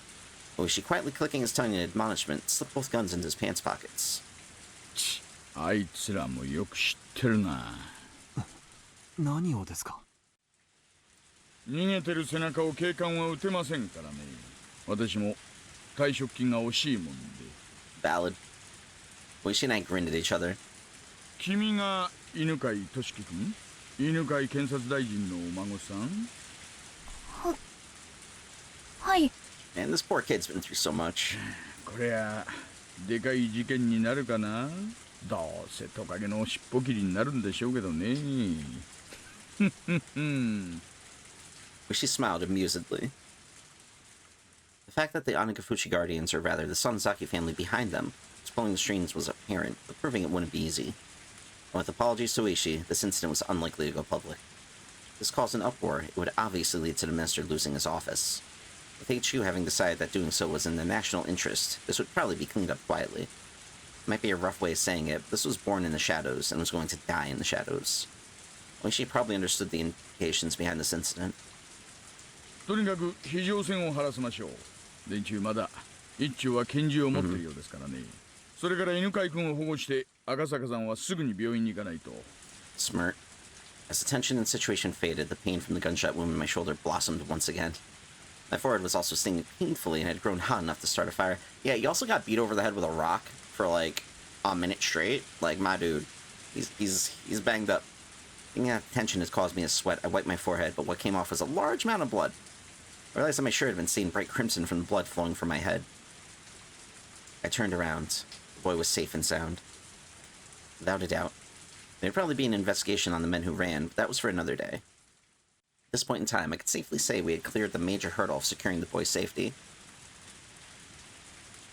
As soon as I recognized that, it felt like the lights in my head had been hit by a power failure. He's just passing out at this point. He's like, alright, I'm done. My knees buckled from underneath me, the ground there feeling as soft as a cloud. It didn't feel unpleasant even as I was covered in the rain-soaked mud. She came closer asking if I was okay, but somehow I couldn't tell. I turned off the switch to the last light in my head. What a way the word that he passed out. The exhaustion enveloped me. Sleep. Something softer than any blanket wrapped around me. Is that the end of the chapter? Yeah, it is. Dang, what a way to end it. Alright, tips time. A very kind person. Patients admitted to a hospital can only accept calls at fixed times. That's why she wouldn't be receiving a call from him today. Yesterday, she had teased him that he got lonely easily, so he might have struggled with the idea of calling her sooner. It was much easier to imagine, rather than that he might just be too busy to call. Because he's just that type of person. Yuki whispering that smile to herself. The announcement that visiting hours were over played over the hospital intercom along with some music. She exchanged pleasantries with the family of the patient that was staying in the same room as her. Probably eager for his mother to be discharged, their small child was wearing a beaming smile. Aw. The child's mother was pregnant in the bed next to mine with what may be their new brother or sister. They were probably ready to burst with the expectations, dreams, and worries of having a new sibling. Joys of a growing family. Bathing in those warm feelings, I stroked my own belly, which had grown quite large. I had talked with him about how many children we wanted to have. We talked about how if we had 3, it would certainly be lively. However, there was the inescapable worry of whether I'd be able to handle giving birth that many times. Yeah, that's a lot of kids, bro.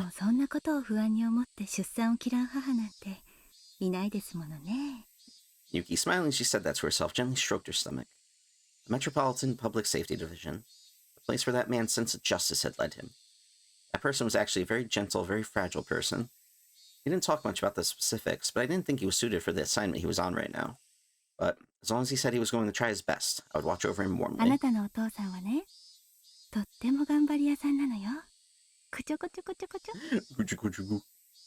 Yuki seemed to be enjoying herself as she talked to her own belly. At that moment, Yuki suddenly became concerned about something and looked out the window. It used to be this time. Long ago, she remembered that when she was little, around this time in the countryside where her grandmother lived, the Higurashi would fill the air with their chorus. This was the middle of Tokyo. Unlike in the countryside, you couldn't hear the song of the Higurashi. But for some reason, at that moment, Yuki felt that she wanted to hear that song. Oh. That's just sad, because she doesn't know what's going on. That was my first time losing consciousness. You often hear of regaining consciousness on top of a bed. This was my first time actually experiencing it. Oh, Dr. What's up, bro? Realizing I was awake, a young doctor called out to me. I didn't intend to respond, but it seemed my body language had told him I was conscious. My head was wrapped in bandages. Scratches all over my body had also been treated. My sense of pain also returned with my consciousness, causing me to groan from the intense pain shooting all throughout me. 頭をだいぶ殴られたようですからね。24時間は特に安静にして容体を見守りたいところです。ここは私の診療所です。入江と申します。よろしく。I remembered this was a young doctor that was the one in the car headed the opposite way earlier. 誰かいませんか、大石さんは。あ、呼んできましょう。診療所の中は禁煙なんで表で吸ってもらってるんです。Dr. A left the room to go call Oishi. The scenery outside the window was tinted with gold. Pouring rain had stopped, with the voice of the Higurashi heralding the cooling temperature. I felt that the tone of the Higurashi's voices was comforting. Eventually, I could hear heavy footsteps coming closer, which I reckoned to be Oishi's. The fog that was enveloped in my head slowly faded back to reality. What happened since then? What happened to the boy? What about the reinforcements from Tokyo? The doors to her room flew open, allowing Dr. A and Oishi to enter. じゃあ命に別状はないんでしょ？ないとお約束はできません。頭に受けた傷は所見だけでは判断が危険なのです。わかりましたわかりました。ちょいと彼と2人で話がしたいんですが、よろしいですか？ええ、どうぞ。何かありましたらお呼びください。Oishi, after basically forcing Dr. A outside, shut the door. いかがですかお具合は？慣れないことをしたんで全身がボロボロです。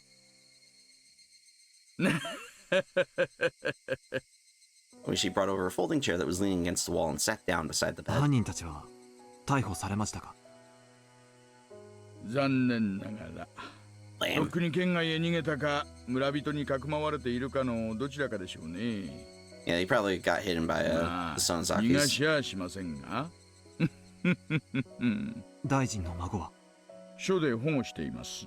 ただ、東京のあなたのご同僚から一切の聴取は取るなと釘を刺されたらしいですよ。しげちゃんが憤慨してましたっけ？ The kidnapping was a confidential matter, so his custody was also probably being kept under wraps. How the kidnapping of the minister's grandson would be handled, how it would be covered up, treated like it never happened, would be handled by the brass. If this case ended without the nation going into uproar about it, then our job had been done. The possibility that the minister had negotiated with the perpetrators couldn't be ruled out. But something like that was no longer my concern. Yeah, your job's done, bro. You did good. You're done. My role in this case was over. ご迷惑をおかけします。公安ってやつはいやらしいところだって思ってるでしょう。思いません、思いません。お互い日の丸から給金もらって仕事してるだけですよ。Oishi laughed boisterously. When we first met, I was somewhat prejudiced against Oishi, but now that feeling was gone 今 completely. 回の事件、隠さないで大事にしてくれた方がこっちは都合がいいんですけどね。そうすれば黒幕の園崎本家に少しは迫れるんですが、まあ適当に迫ったところで圧力がかかるんでしょうがね。 Yeah, probably better just let sleeping dogs lie at this one. やれやれです。大石さんは園崎本家に今後も戦いを？まさか。いろいろと黒い噂こそ絶えませんがね。園崎家に恨みがあるわけじゃありませんので、君子危うきに近寄らない方がいいんですよ。 Smirk. ね。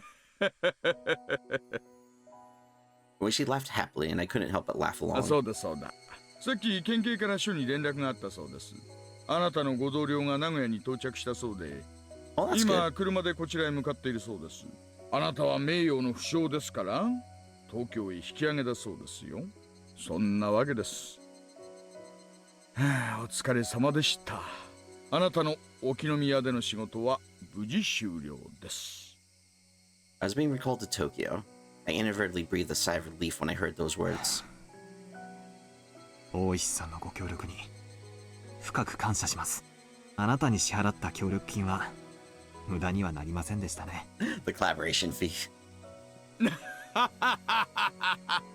あら、冗談のつもりだったんだけどな。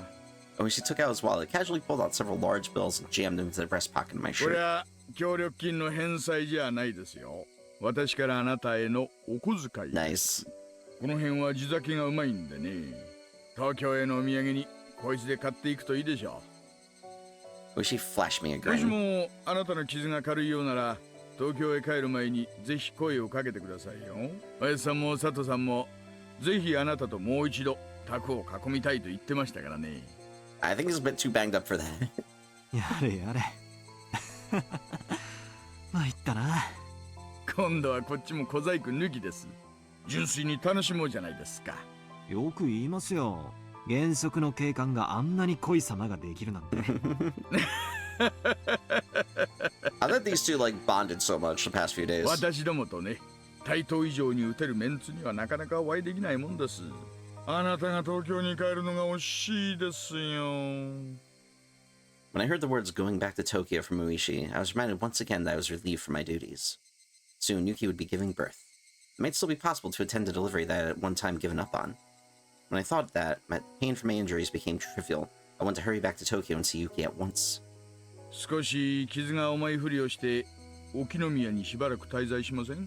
Oishi wants his friend to hang out with い him. いお店をいろいろ紹介しますよ。もちろんおごれなんて言いません。申し訳ないですが、それはまたの機会にします。妻の出産日が近いんでね。早く帰りたいんです。ありゃりゃ、それは知らなかった。それじゃあこんなとこにいちゃいけない。早く帰らないといけません。 For a while after that, Oishi asked all sorts of questions about my wife, teasing and bantering with me. さて、具合はどうです？おきれいそうですか？ええ、おかげさまで悪くないです。立って歩いても全然平気ですよ。I stood up and shuffled around for a bit, which seemed to amuse Oishi. いえいえ、Hinamizawa の病院では落ち着かないでしょうと思いまして。入江の先生は一晩泊まらせたいみたいなこと言ってますが、犯人もまだ捕まってませんし、一応ここはあなたにとっては敵地になりますからね。Very, very good point. この病院は安全ではない。まあ、入江の先生も多少は社会的信用のあるお人です。ここにいる限りは何もないとは思いますが、赤坂さんの気分的にめいらないかという方が問題ですね。Hell yeah, Oishi being progressive in the 80s. Or late 70s, whenever this was. I think it was, I don't know. One of the two. When I realized this was enemy territory, I suddenly felt uncomfortable. With leaving being the only thing left for me to do, the chance that I would come to harm was logically fairly low. That didn't mean I was completely safe. そうですね。横になっているだけなら、ホテルのベッドでも同じな気がします。そうでしょう、そうでしょう。私もその方がいいと思います。At that moment, I caught a glimpse of the clock over Oishi's shoulder. It was the evening. The hours when I would call Yuki at the hospital were almost over. I wanted to tell her as quickly as possible that I would soon be back at her ちょっ side. と、雪江の病院に電話してきます。ロビーに公衆電話とかはありませんか？新婚さんはそういうの豆だな。確か会計の脇にあったと思います。ここで待ってますから、行ってらっしゃい、行ってらっしゃい。Oishi, laughing while saying that he was jealous, opened up the window and pulled out a cigarette, even though he was in a hospital room. Appreciative of how considerate Oishi was, I set out to the lobby to find the phone. If he was that considerate, he would just go outside. It's not that hard. I love that little alligator. The lobby's just a short distance down the hallway from the hospital room. I thought this hospital was a bit too grand for a village like this, but of course, it was nothing compared to the general hospital Yuki was admitted to. Running inside a hospital wasn't the best of manners, but calling hours would soon end, so I dashed over in a hurry. There was nobody else in the lobby. Maybe in the evening, but there was nobody else at the reception desk. Well, this might actually be lucky for me. I wasn't planning to have a conversation and feel guilty about, but it'd still be embarrassing to have someone listen to the conversation between me and Yuki. Taking a quick look around, I soon found the payphone. Digging around in my pockets, I grabbed a few coins. I was calling Tokyo from here, so I burned through this amount fairly quickly. I picked up the receiver and inserted a coin, then dialed the number for Yuki's hospital, which I had completely memorized at this point. Whir. The number for Yuki's hospital had a lot of 8s and 9s, so dialing in and eventually took some time. Oh, because he's doing, that's right, they had the spin dial still. The little spinny thing. Normally it wouldn't be a big deal, but currently any time was precious. However, I felt that something was strange as I was dialing in the number. I don't know exactly how to put it, but it was as if the receiver was too quiet. That unique white noise from the telephone line wasn't there. Somehow, I felt that I wasn't getting any feedback from the phone, and without feeling a response, I hung up the receiver to try again. The coin popped out from the return slot. I reinserted the coin and began dialing once again, but the receiver was still dead silent. While I was wasting time like this, the amount I had to spend talking with Yuki shrunk. I began to feel needlessly impatient. すみません。 I felt the presence on someone on the other side of the glass, so I called out. There was an immediate response, and a man who seemed like a pharmacist came over. はいはい。どうなさいましたか？すみません。この電話の調子がおかしくて、ちょっと見てもらえますか？ The man came over and tried testing various things with the receiver pressed to his ear. Come to think of it, this was someone who worked at the hospital, not someone from the phone company. Because I didn't know much about phones, neither would he. あれ？なんだこれ？ The man held up the cord that connected the phone to the wall. It was completely set. Oh, shit. なんだこれ？ That's not good. 参ったな。A dilly of a pickle. これじゃ電話会社の人に直してもらわないとどうにもならないですね。A dilly of a pickle. 電話でしたら事務室のを使います？ I didn't want the people in the hospital office around while I was talking. 近所に公衆電話はありませんか？ここを出て道なりに行くと商店街に出ます。そこのどこかの角のタバコ屋にあったような気がするな。行けば見つけられると思いますよ。I was dressed in a hospital gown. I was wearing sandals on my feet. My head was wrapped in bandages. Just looking at me, you could tell I was a hospital patient. No matter how you looked at it, I was not dressed to be wandering outside. But that's where the impetuousness of youth came in. Choosing a chance to talk to Yuki for even a little longer, I headed outside in my current state. Followed the road to the shopping district. Should be able to find one soon enough. With only those 2 lines as my guide, I ran outside the gates of the hospital. With the village nestled in a valley, when the sun set, it got dark quickly. The sparse streetlights lit up enough to start attracting moths. Higurashi, knowing this time for their course was soon at a close, redoubled their fragile cries. Finding a payphone wasn't as easy as the person at the hospital had suggested. Was it still up ahead? Did I miss it already? Was it just getting further away? Oh, there we go. Just as I was about to be crushed by the wave of uncertainty towering over me, I found a shop on the corner with cigarettes written on a small sign. My joy spurred me onwards. Just as I heard at the hospital, sat next to the counter of the cigarette shop was an antiquated payphone. I wasn't wearing a watch, so I didn't know what time it was. I probably didn't have much left, though. But it was enough. Just as long as I could tell Yuki my job was done and I would be coming home soon. Picking up the receiver, I slid a coin down the slot. I felt that something was strange, just like at the hospital. Even after inserting the coin, the phone showed no response. Is this one cut too? I hung up the receiver and tried putting the coin in one more time. But there was absolutely no response. This phone was dead. It couldn't be. Thinking that, I fell along the cord that protruded from the back of the phone. Doing that, my hands found the end of a completely severed line. What is this? Having had the same thing happen twice, my bafflement was accompanied by a sense of unease. It seemed that the cord had been severed cleanly by a sharp blade of some sort. And I may be mistaken, but it didn't look like much time had passed since it was cut. すみません。すみません。 Opening up the booth window of the tobacco shop, I looked for someone in the dimly lit interior. Eventually, there were the sounds of somebody plodding down some stairs, and an old lady appeared. The old lady's plodding and lethargic steps for some reason only served to make me more frantic. タバコですかいね。小さまでねんと。タバコを買いたいわけじゃないんです。この電話が。 Realizing that saying the phone was broken and asking them to take a look at it was going to get me nowhere, I swallowed back my words. この電話が壊れてるみたいなんで、別の公衆電話があるところを教えてもらいたいのですが。 The old lady moved her jaw up and down slowly as if chewing on the meaning of my words. It seemed that she wouldn't understand until she had digested things thoroughly. 電話壊れてますかいね。 Yes, that's what he just said. そんな難儀だわ。 Why does everybody start saying dilly of a pickle now? 他の公衆電話を当たってください。 Captain Obvious over here. The old lady directed me to another payphone seemed quite a ways away. Her way of telling me was so long-winded that I inadvertently started to get impatient. At that moment, I spotted a clock in the dim interior of the store. The minute hand was just about to point straight up. Even if there was a phone right here that I could use, I would only be able to tell Yuki goodnight with the time I'd left. On top of that, my destination was a remote payphone which I didn't know the exact distance to. If I was of a normal state of mind, deciding to give up the phone today would have been the natural thought process. But at that moment, I had become somewhat stubborn for some reason. Able to use the phone in the hospital and coming out here and still being able to use one. There's no mistaking that I'd become quite insistent on using a phone. どうもありがとうございます。その電話ボックス探してみます。 Refusing your offer to draw me a map, I left the tobacco shop. Yeah, that map would have taken forever to draw. According to the old lady, even though the phone booth was quite far away, it would be easy to find. If I just followed this road straight down, I'd eventually find it. Sandals flapping as I ran, I couldn't help but laugh to myself. I'll admit that I was quite steadfast about calling Yuki. But there were days when I was tired or busy when I wouldn't call her. Even today, my entire body was covered with injuries, and I was dead tired. On top of that, there wasn't much time left. It wouldn't be strange at all if today was one of those days I didn't call her. But having twice been foiled trying to call her, had I become hot-headed about it? Was I like a dog who was being told to stay with a piece of food dangling in my face? Sounds about right.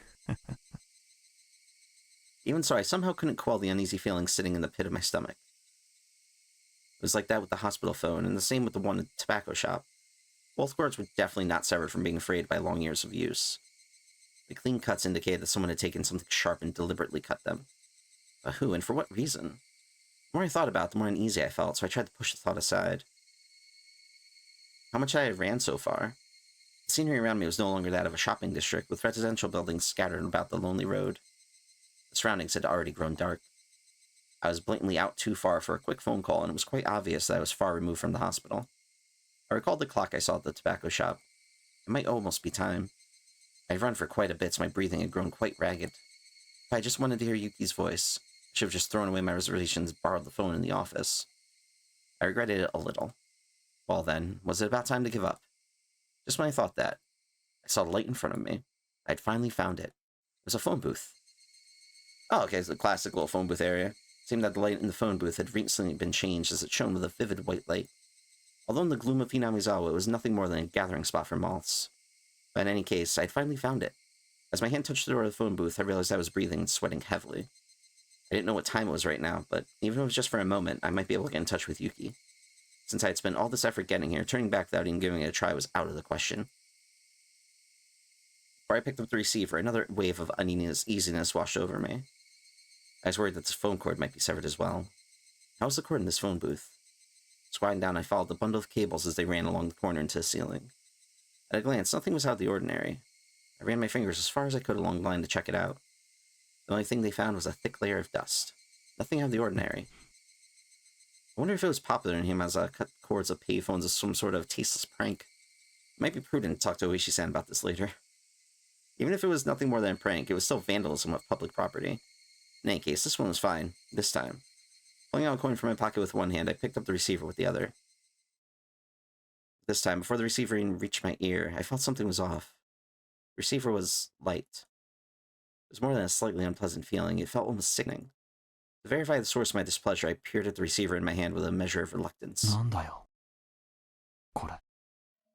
The coiled cord that connected the receiver to the rest of the phone, having been ripped apart, the tip of the cable swaying in the air. It was all I could do to restrain myself as a raw and unpleasant feeling worked its way up the small of my back. It was a type of dread. At that moment, I heard the crunch of somebody stepping on gravel. The light was reflecting off the glass walls of the booth, leaving me unable to see outside into the darkness. I steeled myself and stepped out of the phone booth. The inside of the booth was lit with that strong light, which might have made it warmer in there. Just stepping outside, I could feel a chill wash over me. And there was the silhouette of a person. A small silhouette. The long hair of that silhouette was blown about by the cool breeze. Is it just Rika? Yep, being a freaking creeper over here, probably cutting all these phone lines. Somewhere in my head, I knew who this girl was. I didn't have any basis for it, but I knew that she was that girl. Akasaka. Rika Furude said that almost like it was a warning.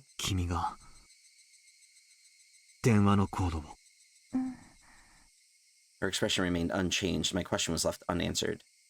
In other words, no response. Regardless, I felt that she had affirmed my suspicions. The last word had a tinge of anger behind it. I frankly tried to smooth things out, but she didn't seem very afraid.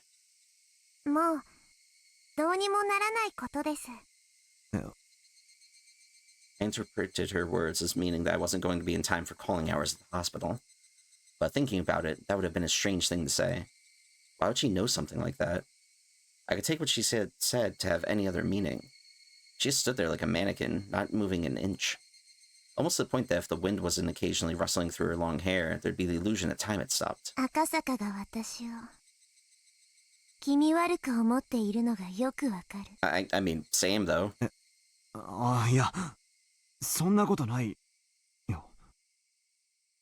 My denial came out almost like a bad piece composed for a poetry slam, but her words were right on the mark. I'd always felt something ominous and uncanny about her, ever since her strange threats at the shrine. She had noticed that my expression was contrary to my words, seemingly laughing at the gap between them. Akasaka no kowagari. Yo, she's very insulting to Akasaka constantly. My dude is trying his best.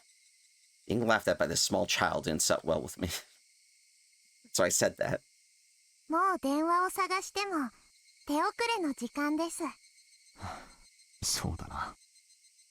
She didn't even have to say it. I was absolutely too late. I might have already missed calling hours even by the time I reached this phone booth. I was too late. I had no option but to give up for today. Once I decided that, my unhealthy obsession with phones suddenly faded. Even though I thought that was strange that I was that obsessed. That strange obsession now gone, I began to laugh at how hopeless I was. I mean, just look at what I was wearing. It wasn't normal. Not at all, bro. A hospital gown and sandals. My head wrapped in bandages and my body completely soaked in sweat. It was a wonder that the old lady at the tobacco shop wasn't surprised to see me. With wanting to hear Yuki's voice as my motive, I had trapezied down the town the entire evening. I didn't know whether to call it the follies of youth or simply plain embarrassing. Both. In any case, it was all I could do but to laugh at myself.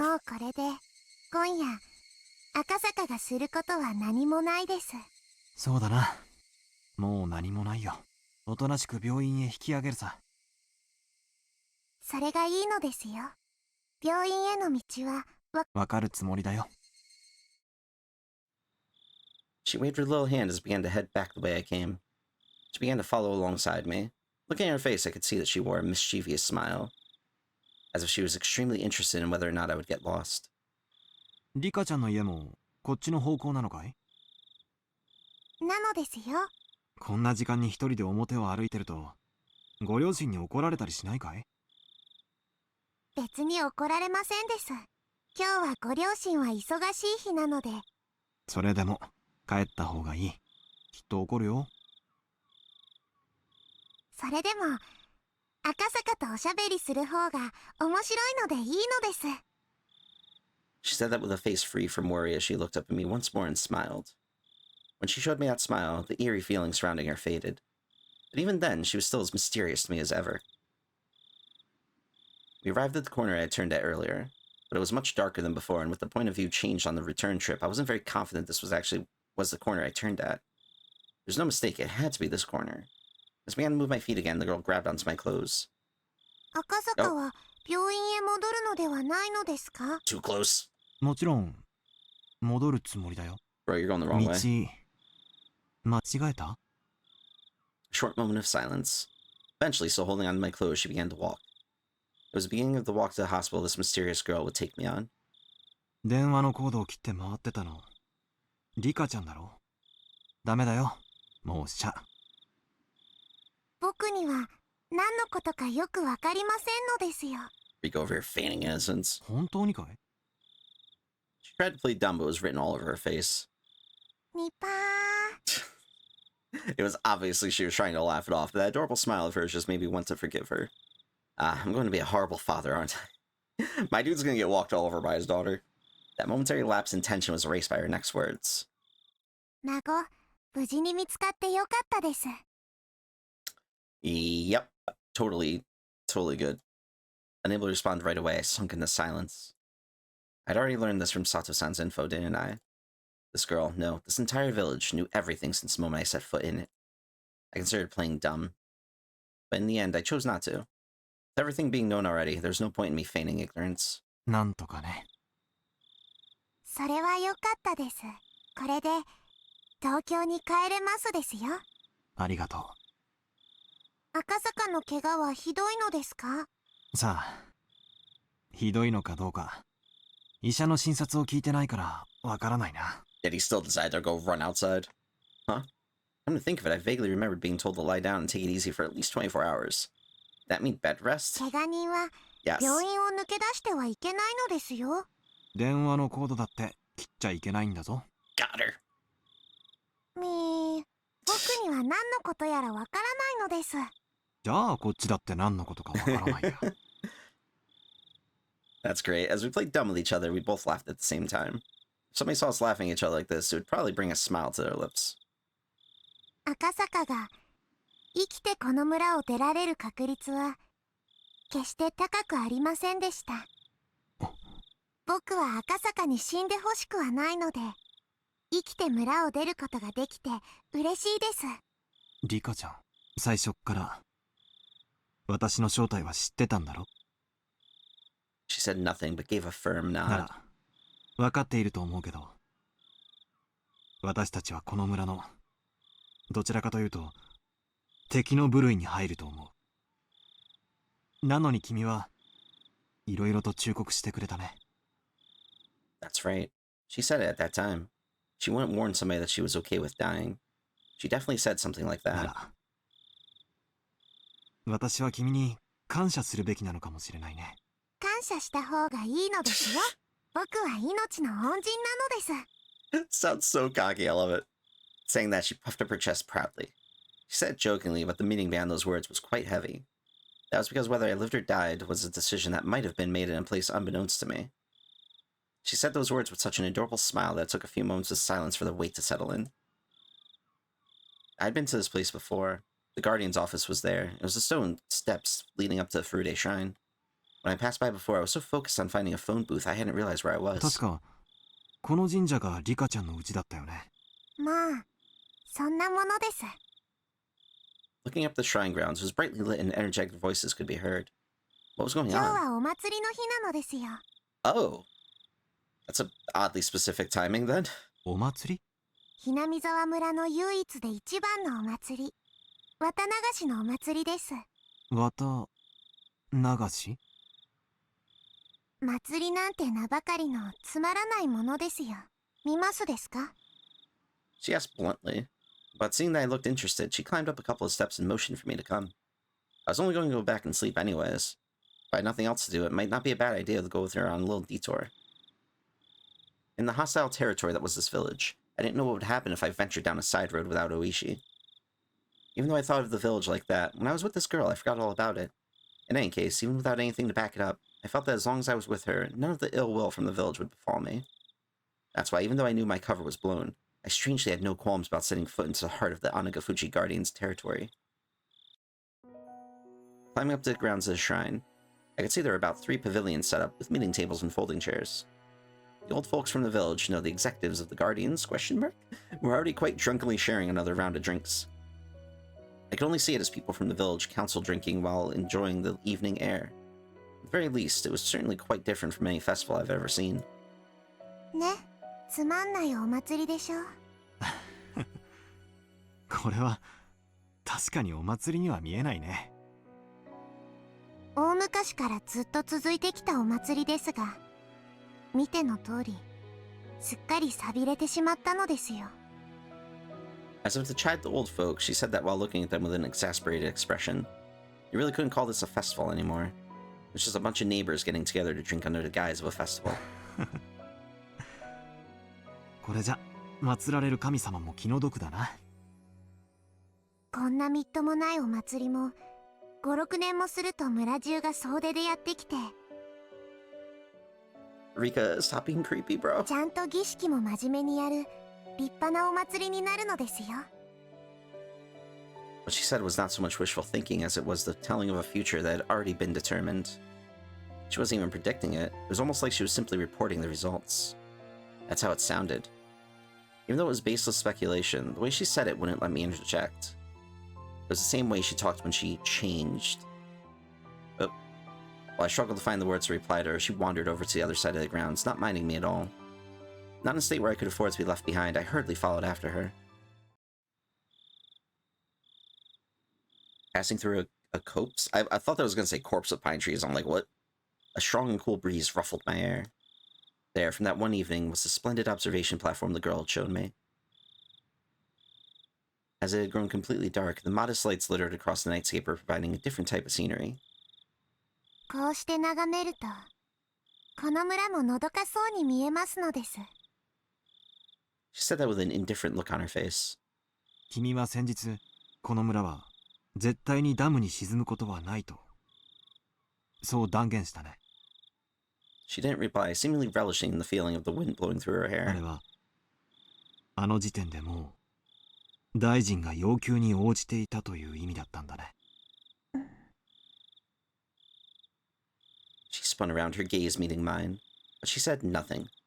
She spoke nothing that would neither confirm nor deny what I had just said. 多分、今回の事件は闇から闇へ葬られる。本庁上層部は多分大臣のスキャンダルが公になってトラブルになることを望まないと思う。さもないと孫を殺すぞと脅したに違いないのです。で、大臣との交渉が成功し、孫は解放された。孫を助けたのは赤坂ですよ。どうだろう。発端となったあの財布の発見、あれ自体がすでにできすぎだったように思う。Ever since the moment that wallet was discovered, I felt something was odd. Wish she said it as well. That the Sonozaki family had given the order to release the hostage, meaning that our little manhunt was a farce to begin with. Come to think of it, I was punched, kicked, and had a gun pointed at me. You also got shot and beat in the head with a rock. Felt like they put up quite a fight, but that might have been all part of a good performance. Once the negotiations were successful, they couldn't just say, "Here you go," and return the minister's grandson right to his doorstep. They knew that public safety had realized that this was a kidnapping case and were moving in on it. That's why, due to the actions of public safety, the grandson was able to be rescued safely. So the minister didn't give in to any unreasonable demands. That type of performance was necessary. 僕には難しいことはよくわかりません。同感だな。私にだって難しいことはよくわからない。だが、一つ確実なことがある。君が言った通りってことさ。この村はダム湖になんか沈まない。ダム計画なんてそのうち亡くなってしまうってことさ。That wasn't something an officer of the law should be saying, but I naturally let those words slip from my mouth. This village may have stirred up all sorts of trouble, but that was because they were protecting their homes. If someone just decided by themselves that I had to leave the house I was used to living in, I would resent them as well. On top of that, it wasn't a place like mine where I just happened to be renting it, but a place that their families had lived in for generations. It might be ignorant to call their desperate resistance an overreaction. I might not really be qualified to criticize politics or bureaucracy, but deliberately building a dam on land that was loved by its residents wasn't something I could get behind. Kind of a dumb idea. でも、よかったじゃないか。どうしてですか？少なくともこれで、この村に平和が戻るよ。Even though the minister promised to use his considerable influence to cancel the project, it'd probably take more than a few months before it would be completely scrapped. At the very least, it would probably take 1 or 2 years. For villagers to officially hear that their village wasn't going to be submerged at the bottom of the dam was still a ways away. But it was no mistake that the promise of peace returning to the village was there. It turned out from beginning to end that it had already all been decided. Just as this girl had said, it was decided. There wasn't really a need for me to come here in the first place. There's absolutely no need for me to have come here and aggravate an unpleasant situation. If I'd never come here, then the grandson's release might have been done in a more amicable manner. 平和がこの村に？ When I nodded, she laughed as if to admonish me. Her face remained indifferent, expressionless. And then her eyes narrowed slightly as she snickered. これから毎年血生臭いことが起きるのに。You're not wrong. Creepy laugh aside. リカちゃん、何の話だい？ As wind blew her hair about the girl, as if taking pleasures in that I was the only one who didn't know. Continued to snicker as she looked at my face for a while. 私ね、 Ooh, I like this music. あと何年かすると殺されるの。Oh!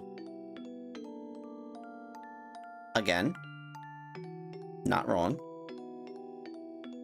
But that's also a very creepy thing to hear a child say to you in the middle of the night. Huh? Backlit by the moon, it was hard to tell if her expression that had been cast in shadow was smiling, amused, or resigned. リカちゃんがどうして？とても不愉快なことだけど、それも多分決まってることなの。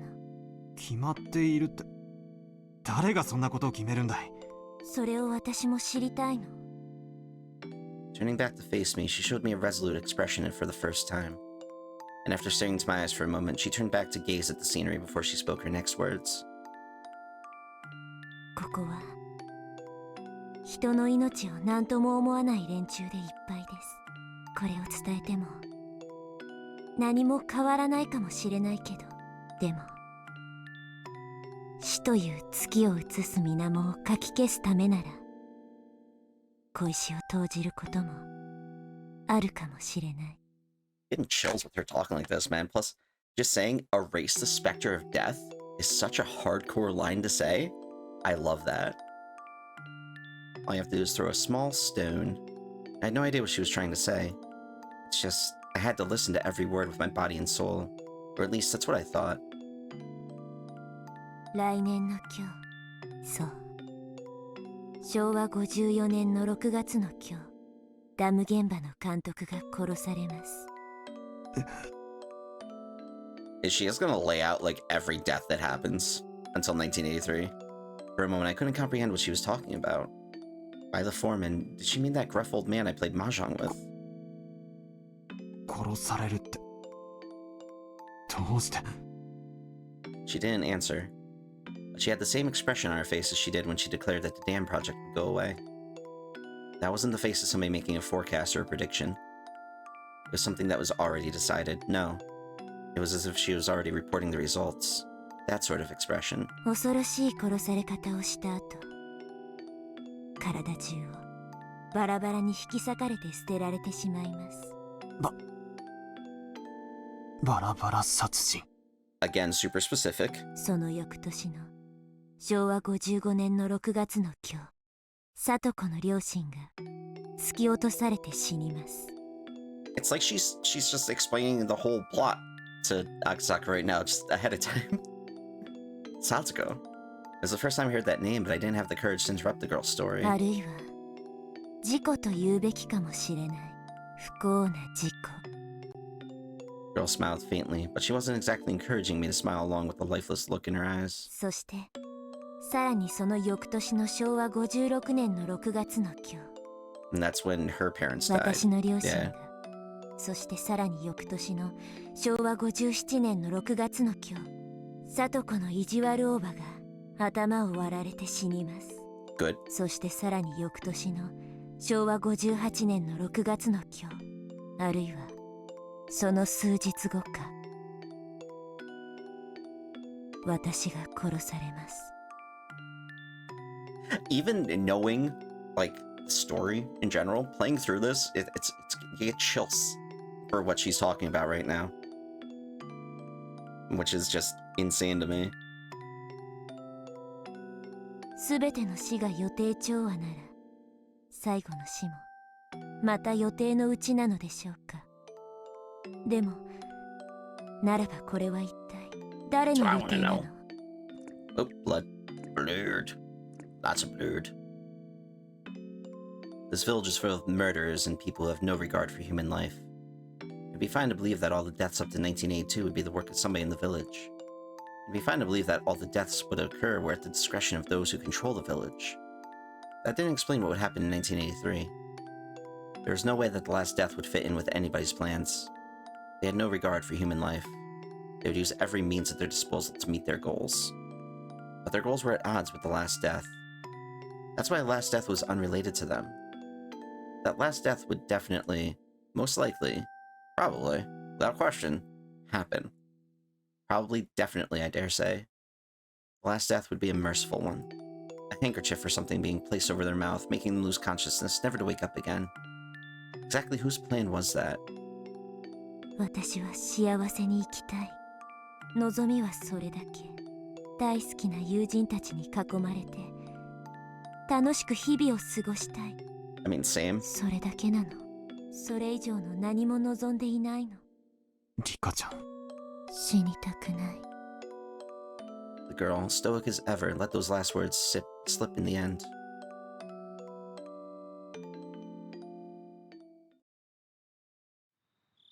That's sad. Eventually, we were discovered by some drunks. The girl, as well as I, were dragged back to the festivities. Bro, you were still wrapped in bandages. Everybody was completely drunk, so even when they saw my head completely wrapped in bandages, they wouldn't let me leave. Well, certainly, if I was in good enough condition to slip out of the hospital, it must not be that serious. The girl was mingling with everybody, being pampered like a kitten. Her expression was adorable, nothing like the one from just before, predicting her own death and whispering that she didn't want to die. Having said that, having a silly and lively conversation like this, it was hard to believe that these people were the core of an extremist resistance group. Even if it was a shell of its former self, it was a festival where people in the village gathered, so 20-some-odd folk here should have included some of the village executives and other important members. Among those, there was no doubt that there were members that were at the Sonozaki Family Council in attendance. Meaning, even if we never met face-to-face before, there were people here who knew my identity. In a small village like this, they knew the faces of all the villagers that lived here. That's why, without even saying anything, it soon became obvious that I was an outsider. But they actually seemed interested by that, asking me all sorts of questions about Tokyo. Drinking while musing on the faint relationship the city had with the villagers, and empathizing with the rather meager environment. Confidential talks with the minister were finished. His grandson was in police custody. Everything was over. I might not have to be put in another perilous situation. To me, they were only my adversaries because of my job. Outside of that, there was no reason I couldn't be friendly with them. The next time I visited this village, would it return to being a tranquil and beautiful place? If that happened, I might be able to take a relaxed walk around the village with her again.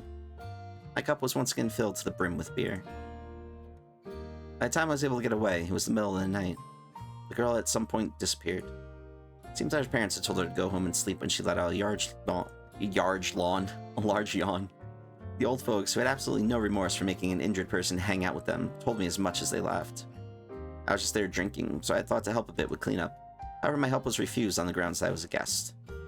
On top of that, they had a car prepared to take me back to the hospital. Oh, that was nice of them. Losing the battle against my sleepiness inside the car, I was sound asleep until we reached the parking lot of the hospital. The front door of the hospital was naturally locked at this hour. I wandered around bewilderedly searching for a back entrance until somebody on night duty found out and let me inside. こんな時間までどちらへ？入江先生も心配してましたよ。ご迷惑をおかけしました。神社でお祭りの人たちに引き止められまして。But how did you get there in the first place? そういえば今日は神社で町会の人たちが集まって飲むとか言ってたの。それはご愁傷様でした。傷は大丈夫ですか？ちょっとズキズキしますね。多分アルコールのせいだと思います。そうだ。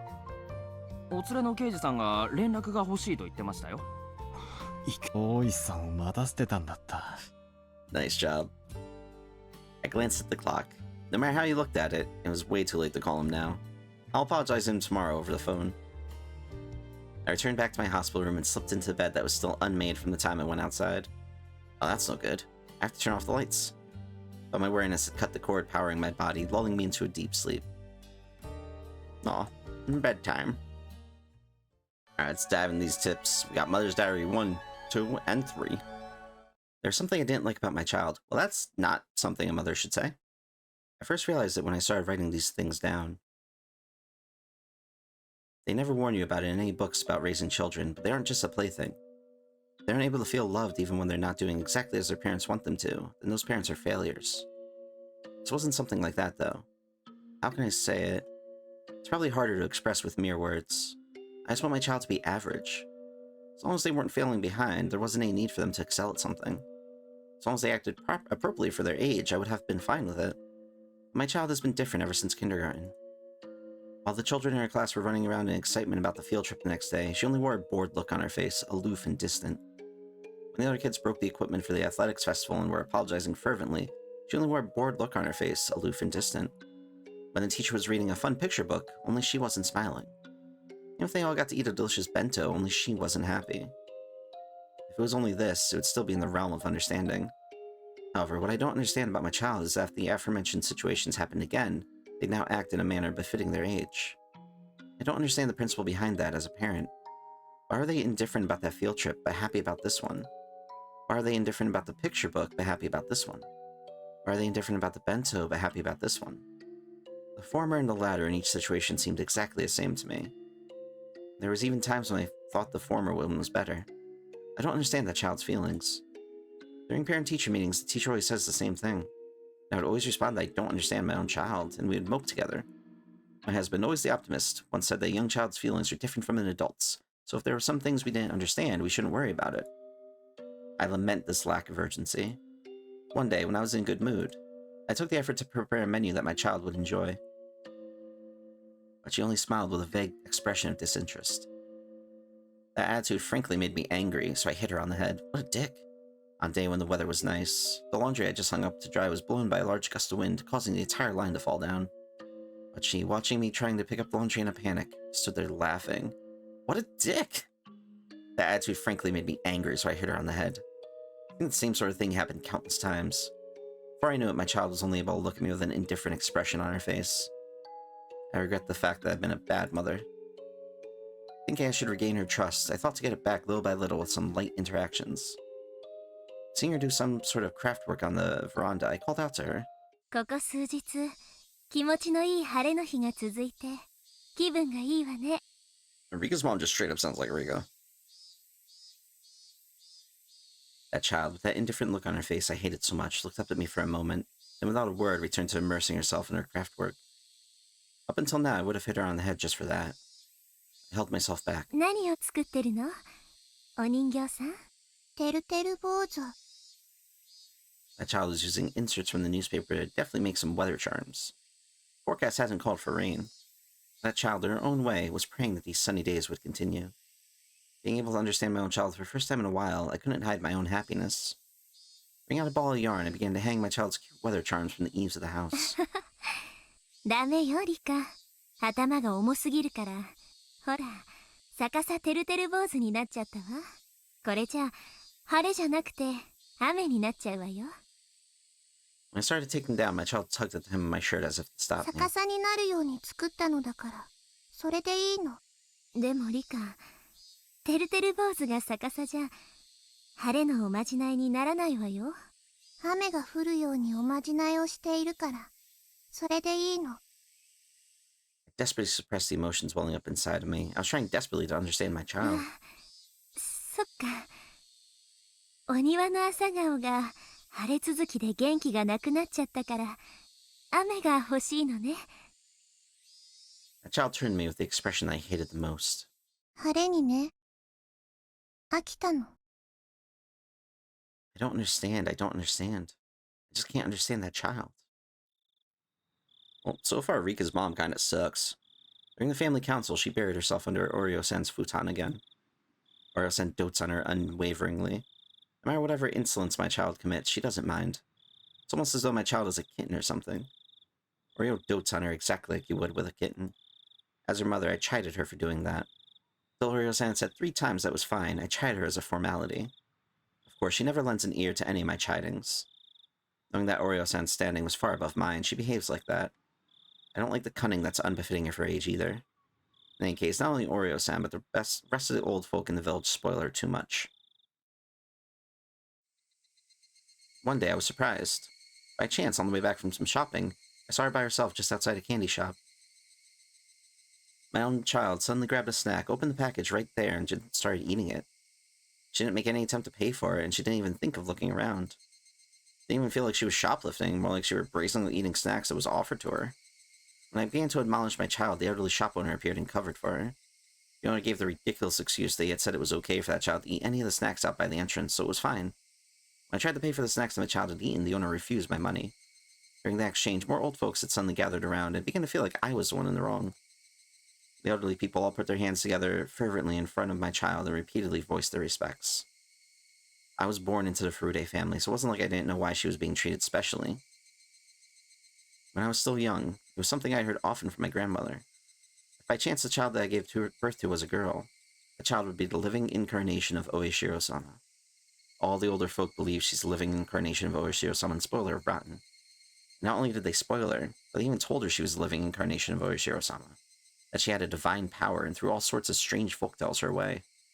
So she may have begun to believe herself that she was a special existence.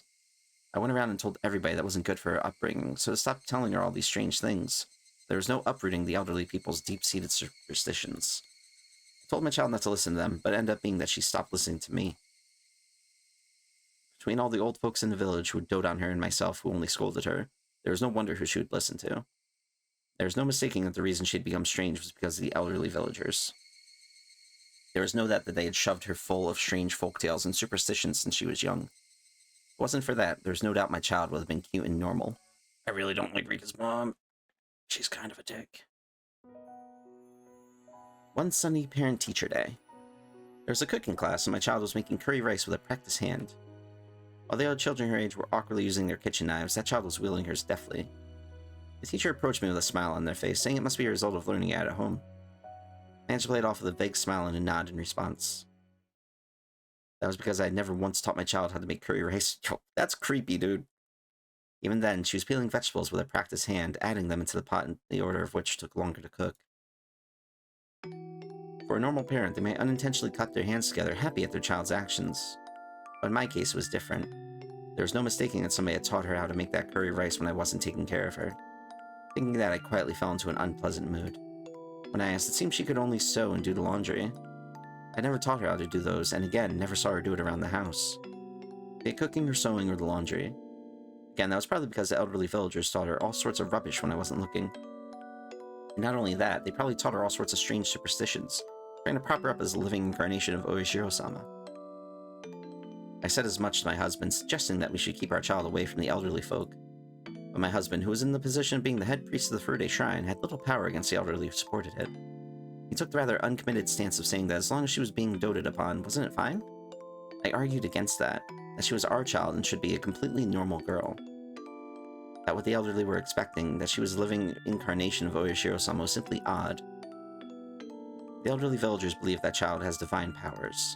We would discuss the weather for the following day, but there were many times when I left the house without an umbrella and came back soaking wet. Rather than having clairvoyance, that was just secondhand knowledge from her watching the news all the time. The things that she knew that she shouldn't have known were just the result of the people who were trying to indoctrinate her and the people who were gossiping getting together in the village. However, there certainly were days when everybody thought it was going to be sunny all day, and that child would stubbornly not go out without an umbrella. would only occasionally rain, and in the end, we would be saved. There may also have been times where Rika knew of major accidents in foreign countries faster than the news did. I thought she must have heard it break over the radio or something. Knowing things she shouldn't have, something like that, was in front of me right now, wasn't it? That child was making curry rice when there shouldn't have been anybody who taught her how to. No, that couldn't possibly be the case. Somebody had taught her, indoctrinated her. When I wasn't taking care of her, somebody had indoctrinated Rika with something. Yes, indoctrinated her to make curry rice. Yeah, what's up, Tree? And she knows her curry, bruh.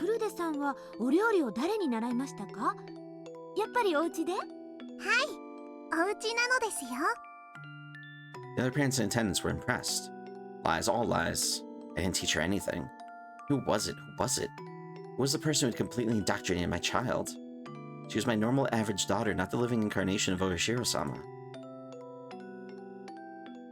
Rika's mom is losing her mind.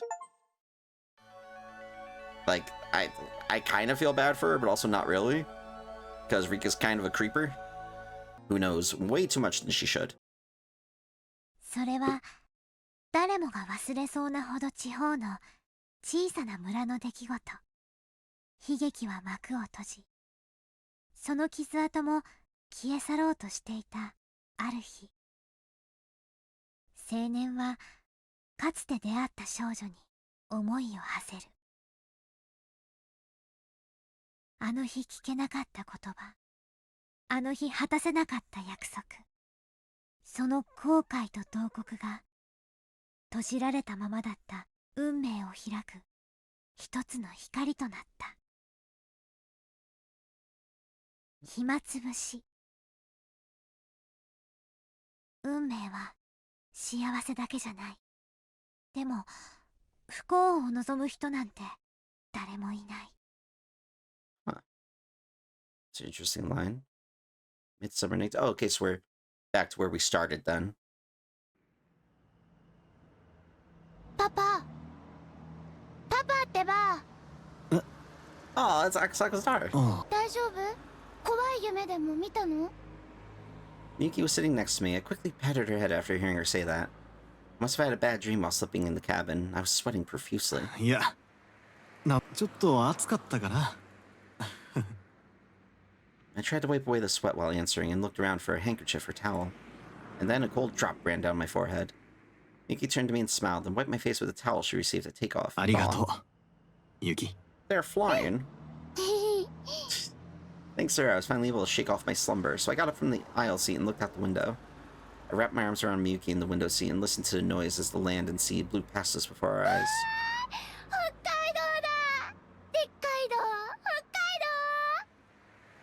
His daughter's adorable.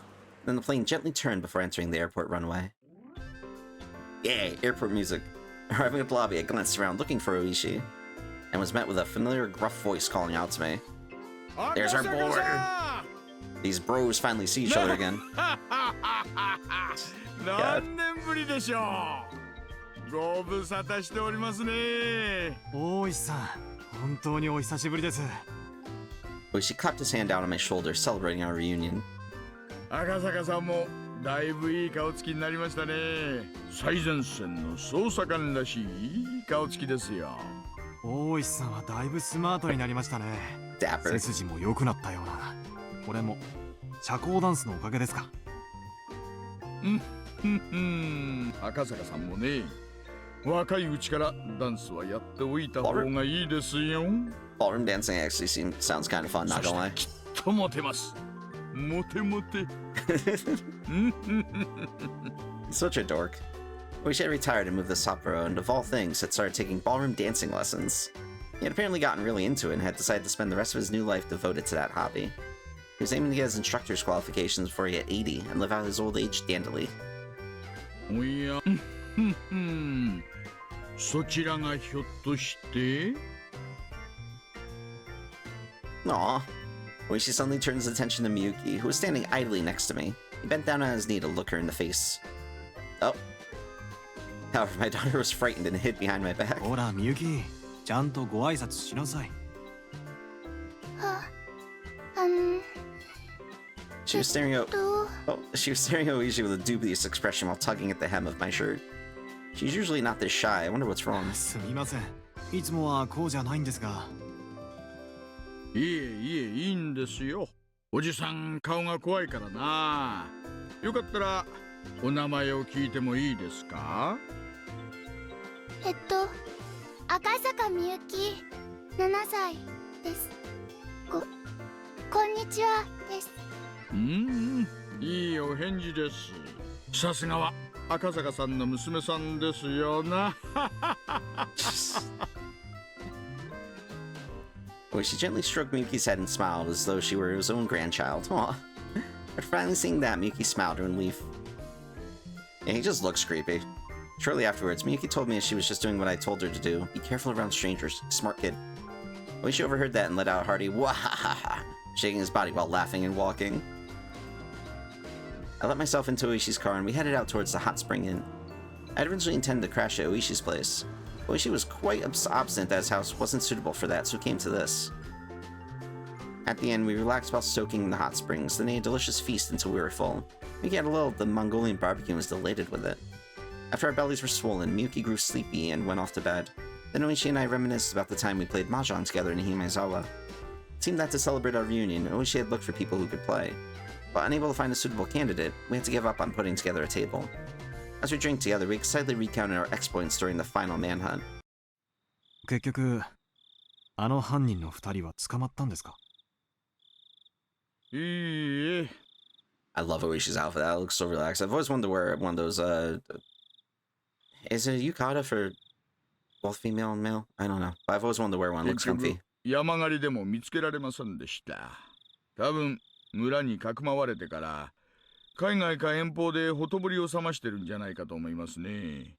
大石さんは確か、犯人の銃の一丁を奪いましたよね。あれからは。海外の軍用拳銃でした。関西系の暴力団組織が大量に密輸したうちの一丁でしょうな。戦場痕を調べましたが、他の事件とのつながりは何も出ませんでした。そっちでは？私はあの後、しばらく現場を離れましたので、よく結局、全部闇の中ってことで決着したようですがね。Sounds about right. Government types. Oishi smiled wryly as he sipped his chilled drink. あの後は大変でしたね。今年で7年ですか。ええ。先日、七回忌の法要がありました。岐阜とも最近は疎遠でして、no. 準備でいろいろ苦労しました。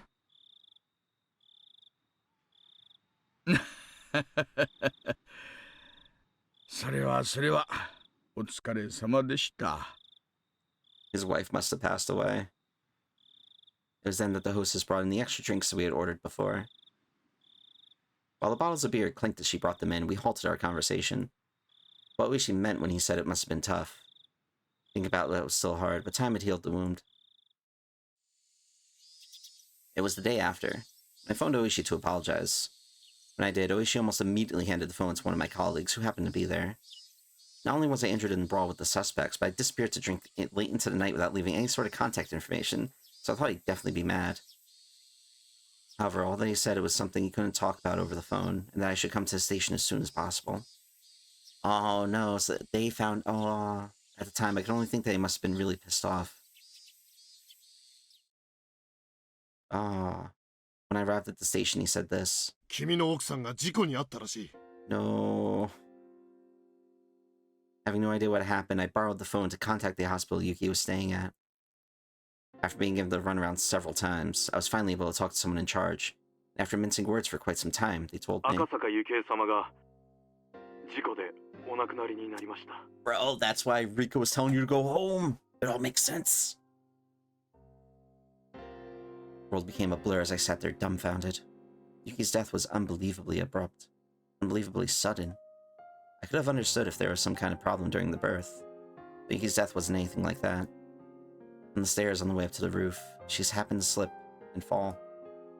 She just happened to fall in an unfortunate place at an unfortunate angle. That was it. Wanting to blame Yuki's death on somebody, I began to think that was an act of revenge by the Guardians, that they killed my wife and made it look like an accident.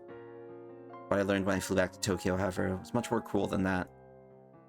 Yuki had a habit of going up on the roof to cool off in the evening. There's an elevator up to the 7th floor, but from there you had to take the stairs to get to the roof. Even late in her pregnancy, when the evening came, she would always head up there. Father had always said for her not to push herself, but Yuki insisted that until the time she had no choice but to stay in bed, she should be allowed to do as she wished. However, I had never once seen Yuki go up to the roof. I only heard that from her father and the nurses. That was because whenever I visited her, she would spend that time with me instead. I heard the reason why Yuki went up to the roof from a nurse she had become friendly with. She had said that her husband was away on business a lot of the time, and that whenever he called, she was able to cheer him up and give him courage. When he didn't call, she couldn't do that. Her husband then put a show of bravado, but in reality, he grew lonesome pathetically fast. She was probably just the same. Whenever he left for business, not clear when he'd be back, she felt very lonely. Whenever she cheered him up, she was actually cheering herself up as well. That's why, whenever he went far away for an important job, on the evenings he didn't call, at the very least she felt that standing underneath the same sky, her feelings would reach. So if he just called her, it would have been fine. At that moment, I remembered the words that girl had told me. That it was best that I go back to Tokyo right away. Otherwise, there'd be something I'd regret horribly. Yes, that's it. Because I was away on business that day, Yuki had headed up to the roof. Had I known that this would have been the result, had I done as the girl had said and dropped everything to head back to Tokyo, I might have been with Yuki on the day she died. If I was with her, she wouldn't have gone up to the roof.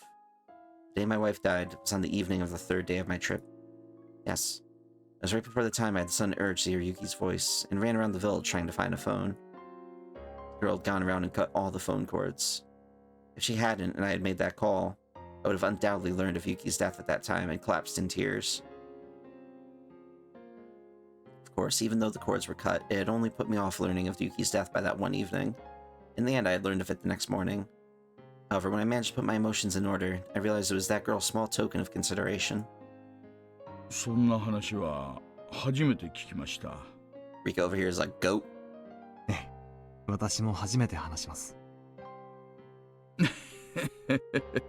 偶然では超能力じゃあるまいし。大石さんは教えてくれましたよね。あの子は親代様という神様の生まれ変わりではないかと言われてるって。まあ村の年寄りどもはフルで理科に神通力があると信じてるようでしたがね。神通力。She had originally said it as kind of a joke, but realizing that it was serious, he stumped his shoulders. まあ嘘か本当か知りませんがね。未来のことを予言してみせたり、知らないはずのことを話してみせたり。Sounds about right. 千里眼だの、天の啓示だの。まあ、いろいろです。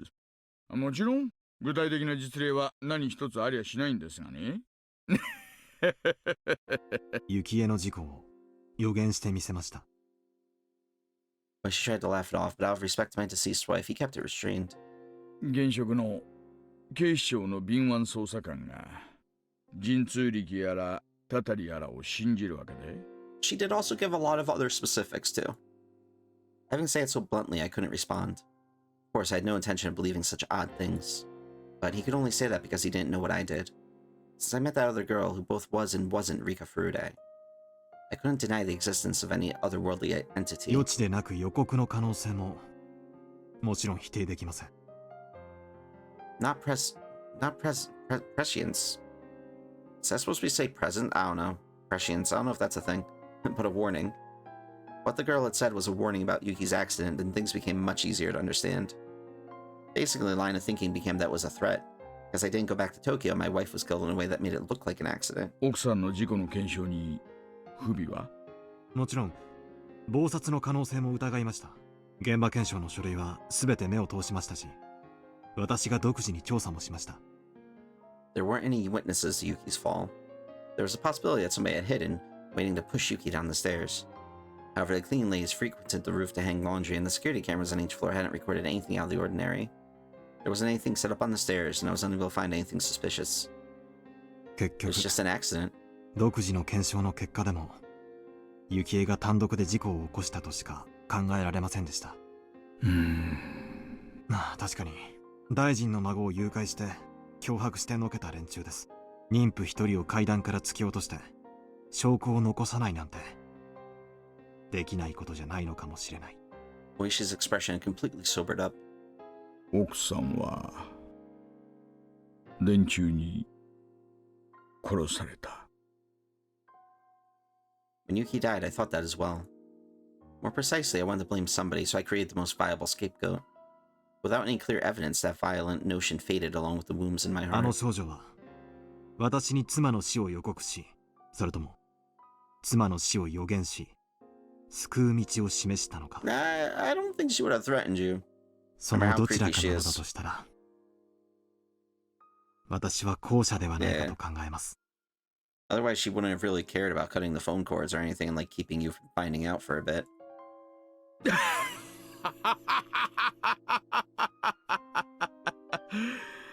Oishi smiled slightly in disbelief as he poured more beer from his bottle. じゃあいいですよ。赤坂さんの言う通り、古出理香は未来がわかる預言者だとします。I don't know if we find out about the other things she prophesies and see if they happened. なら、なぜあの大災害が予知できなかったんです？あんな恐ろしいガス災害が起こると知ってて、どうして黙っていたんです？ So, okay, so the gas... 数時間前でもいい。Got it. もし村に知らされていたら、ほとんどの人は死なずに済んだかもしれないじゃないですか。Great Hinamizawa disaster memoriam list. Again? I don't want to see another memoriam list, man. It was near the end of June 1983. Volcanic gases from the Onagafuchi swamp erupted and hit the village in the middle of the night. Again, just like the last chapter, okay? It was an unprecedented disaster where the whole populace was wiped out. It caused a wave of panic about volcanic gas across the country, causing people to overreact over any reports of odd smells. I hadn't heard of the blockade on the Hinamizawa area being lifted, so it should still be cordoned off. それは It was my turn to be lost for a response. まあでも、お社様の生まれ変わりである古出理香が殺されたので、村がお社様の怒りに触れて、それで沼から正気が湧き出して村を死滅させたんじゃないかって。Could very well have been a thing. そういう話が確かにhinamizawa家の生存した人間たちの間でまことしやかにささやかれてたのは事実ですね。大石さん、失礼。今殺されたとおっしゃいましたか？え？ああ、まあ赤坂さんになら話しても問題ないか。When I saw the news about the gas disaster, I remembered that girl. I then found her name on a list of victims. That's why at the time I thought her own death she had predicted was due to the gas. It was after that I learned from the tabloids of the series of mysterious deaths in Hinamizawa during the 5 years leading up to the disaster that became known as the Curse of Oishiro-sama. And that string of mysterious deaths lined up exactly with what the girl had predicted. So I'd always thought to ask Oishi about it, and as he had been involved in the investigation. That's right. That was the reason for our reunion. But right now, Oishi had said, Rika Furude didn't die in the disaster, but was killed. 最後の年のたたりについて聞かせてもらってもいいですか？私、退職したとはいえ、守秘義務がありますよ。中井さん、すみません。お冷やでちょっとグレードの高い地酒はありませんか？ Nice, he's tempted in with some good quality 種類はお任せします。いやいや、そういうつもりで言ったんじゃないんだけどな。Oishi laughed loudly, not wholly unsatisfied, and stopped the hostess to tell her that the cheap booze was fine. 私も週刊誌で報道されている通りのところまでは知っています。でも、大災害の年のたたりは全く知りません。例の大災害のせいで、hinamizawa地区全域が封鎖されちゃいましたからね。最後の年のたたりについては、ほとんど捜査ができてないんですよ。何年か後に封鎖が解けたとしても、村人のほとんどが死んでますし、数少ない生存者も親戚の元なんかに散って、所在がほとんどわからないですからね。Imagine surviving that. Survivor's guilt must be horrible. 完全に迷宮入りです。Oishi seemed to postulate to himself as he stared at the ceiling, as if trying to work out a memory from the rusty cogs in his head. And then he said in a completely sober voice, 週刊誌なんかじゃ、5年目のたたりがあの大災害だ。みたいな言い方をしてますけどね、本当の5年目のたたりはちゃんと綿流しの祭りの当日にあったんですよ。I'm guessing it was still Takano, phone guy, Tamatake, and then Rika. 富武二郎っていう旅行写真家がいましてね、彼が犠牲に。Or she gestured about how the victim tore out his own throat with his fingernails as he talked. で、その富武氏の恋仲の女性が、岐阜の山中で焼死体に。岐阜県警さんがあんまり協力的じゃなかったもんで、こっちはあまりよく状況を知らないんですがね。一夜にして犠牲者が2人も。2人どころじゃ済まないんですよ。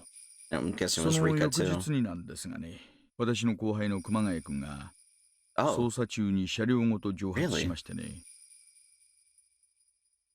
He was a younger detective that was going to be partnered with Oishi after we first met. 富武氏の事件捜査のために村に聞き込みなんかに回ってたんですよ。何かの事件に巻き込まれたのかもしれない。私と一緒だったなら無事だったかもしれないと思うと、今あの日どういうわけか私お腹をひどく壊しましてね、外回りは遠慮しちゃってたんですよ。事件の真相に近づきすぎて Sounds about right. 消されたと思ってます。熊ちゃんは善と有望な若者だったけど、まだ現場経験が不足してた。トラブル慣れしてなかったんです。Oishi lamented the fact that he wasn't with his subordinate that day. で、さらに翌日ですね。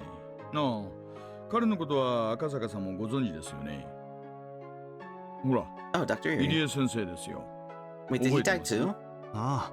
Well, they all died, but I mean before the gas accident. ぼんやりと覚えてます。彼ですね。Oh. どういうわけか睡眠薬で自殺しまして、遺書の類はなし。司法解剖の結果でも睡眠薬によるものと断定されました。動機以外に不審な点はなし。睡眠薬での死に見せかけるのはそんなに難しくないんじゃないですか。Yeah, just force him to take down a bunch of sleeping pills. 独身で離婚歴もなし。特定の女性と付き合っていたという話もなし。少年野球チームの監督を務め、村人との親交もあり、誰からも好かれる人物。敵が見当たりませんね。まあそれを調べるにも、もうあの大災害でめちゃくちゃになっちゃいましたからね。今となっては彼の身辺を調べようもありませんが。それでフルで理科の死は？その当日です。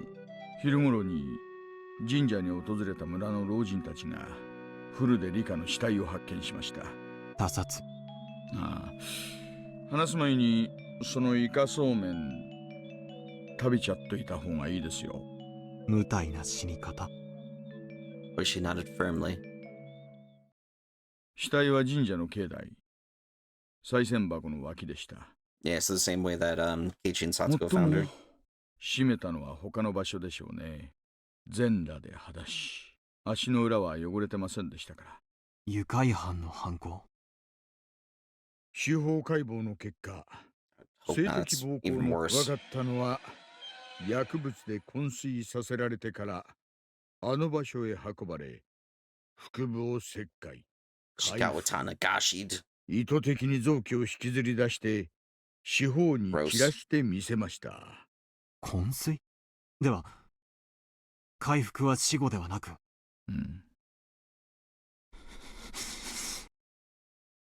なんて。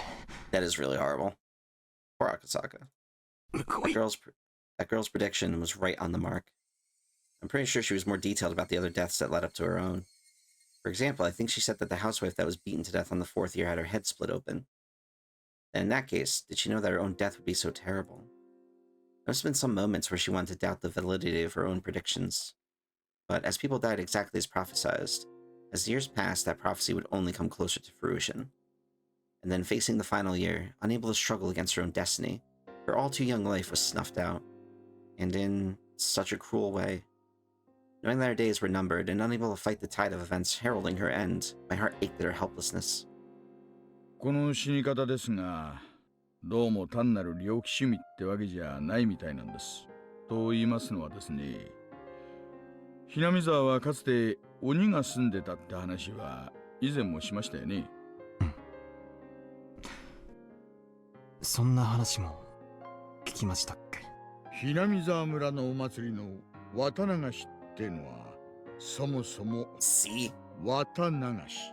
つまり何でも人食い鬼たちが犠牲者をばらして内臓を川に捨てたというところから転じたらしいんですよ。つまりHinamizawa村においては内臓を引きずり出すことに宗教的な意味があったと。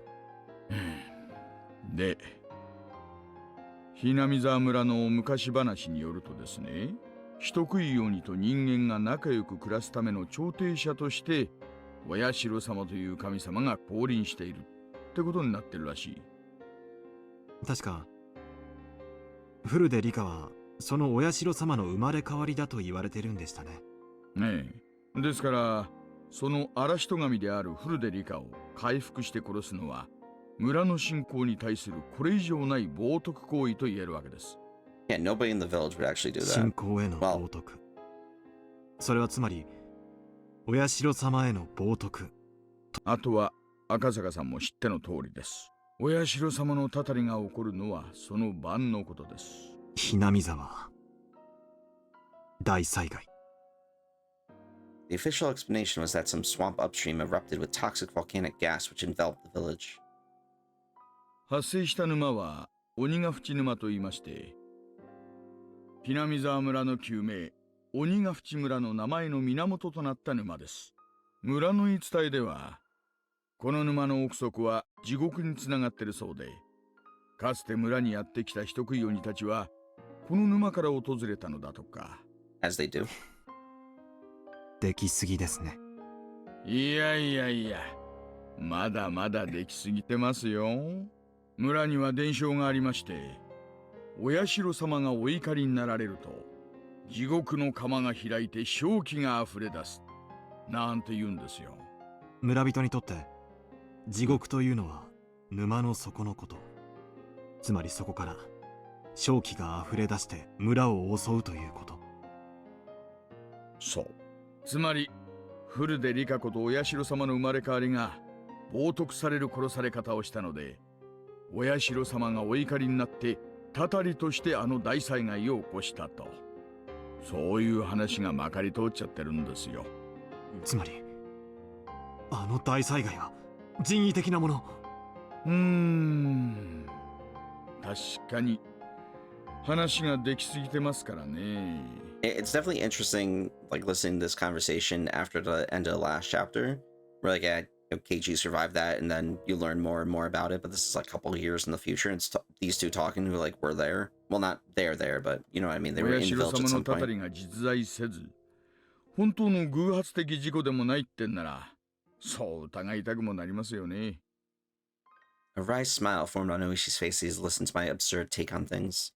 It wore an expression as though even if it were absurd, there was a time he had thought the same thing as well. 村の信仰をめぐって狂信的な一派があったと仮定し、彼らがお社様のお怒りがあるような状況を作り出し、大災害を実行してみせた。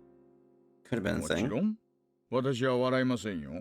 私も一度ならずともそう考えたことはあります。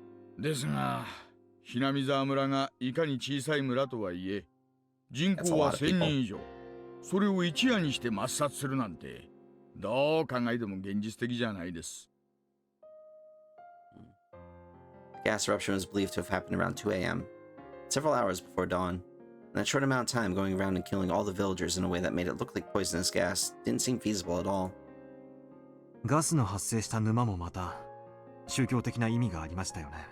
だとしたら沼に何か仕掛けがあって神の裁きをいつでも再現できるような何かがあったとか。自衛隊の発表では沼が発生源だということになってますよね。調査チームとかが詳しく調べた上での発表ですからね。But what if they were in on it though? そんな仕掛けがあったら見つけてると思いますけどね。沼そのものに仕掛けがあるとは限りませんよ。ほら、聞いたことありませんか？遠くの泉の水が枯れたら村の泉も枯れたなんて昔話。何ですかそりゃ。水源ってのは地下水脈等でつながっていることが多いんです。沼や泉はそれが地上に露出した部分に過ぎません。 It's a very good point. つまり赤坂さんが言いたいのは、鬼ヶ淵沼とつながった別の沼か泉があって、それに何らかの仕掛けをすると、鬼ヶ淵沼の圧力とか水圧とかそういうものがいろいろ変わって毒ガスが噴出する仕掛けを大昔の村人がこさえていたと。I mean, maybe. そういう話ですよね。Oishi laughed heartily, commending the fact that the youngins have a nice flexible way of thinking. That was a former detective in him. Even though it was a hypothesis that he didn't come up with, he still had the presence of mind to not dismiss it right away. 面白い話です。それが立証できたら、日本の犯罪史始まって以来の空前規模の大量殺人ってことになりますよ。Hinamizawa村の封鎖が解除されたら、ぜひ調べるべきだと思います。大石さんは、県警にはまだ影響力は？そこそこには。柔道部の名誉顧問ですからね。今でも夏の合宿やなんかにはちょくちょく出かけてます。Hinamizawa村の封鎖解除がいつになるかわかりませんが、ぜひ調べさせてください。わかりました。大石さんはこのHinamizawa村連続開始事件、通称親代様のたたりをどう捉えていますか？当時の署内は村人の圧力でぎゅうぎゅうでしてね、連続事件は存在しないというのが当時の公式見解でした。事件は個々でまたそれぞれに解決していると。バカな。村の信仰に基づいた連続事件であることは明白なのに。赤坂さん、そりゃ5年も続いて派手な最後があった今だから言えることですよ。Yeah, at the time, he couldn't really あの do 当 that. 時は偶然の事件が偶然にも綿流しの日に起こる。今年は起きないといいな、なんて感じだったんです。偶然なものか。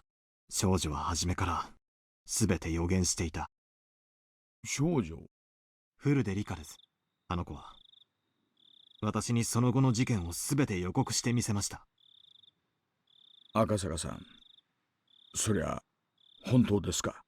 She laid out literally 5 years of murders. はい、あの子は言ったんです。翌年ダムの現場監督が殺され、死体をバラバラにされると。のみにとどまらず、その後に続く連続事件をすべて。赤坂さんがその話を聞いたのは昭和の何年の話ですか？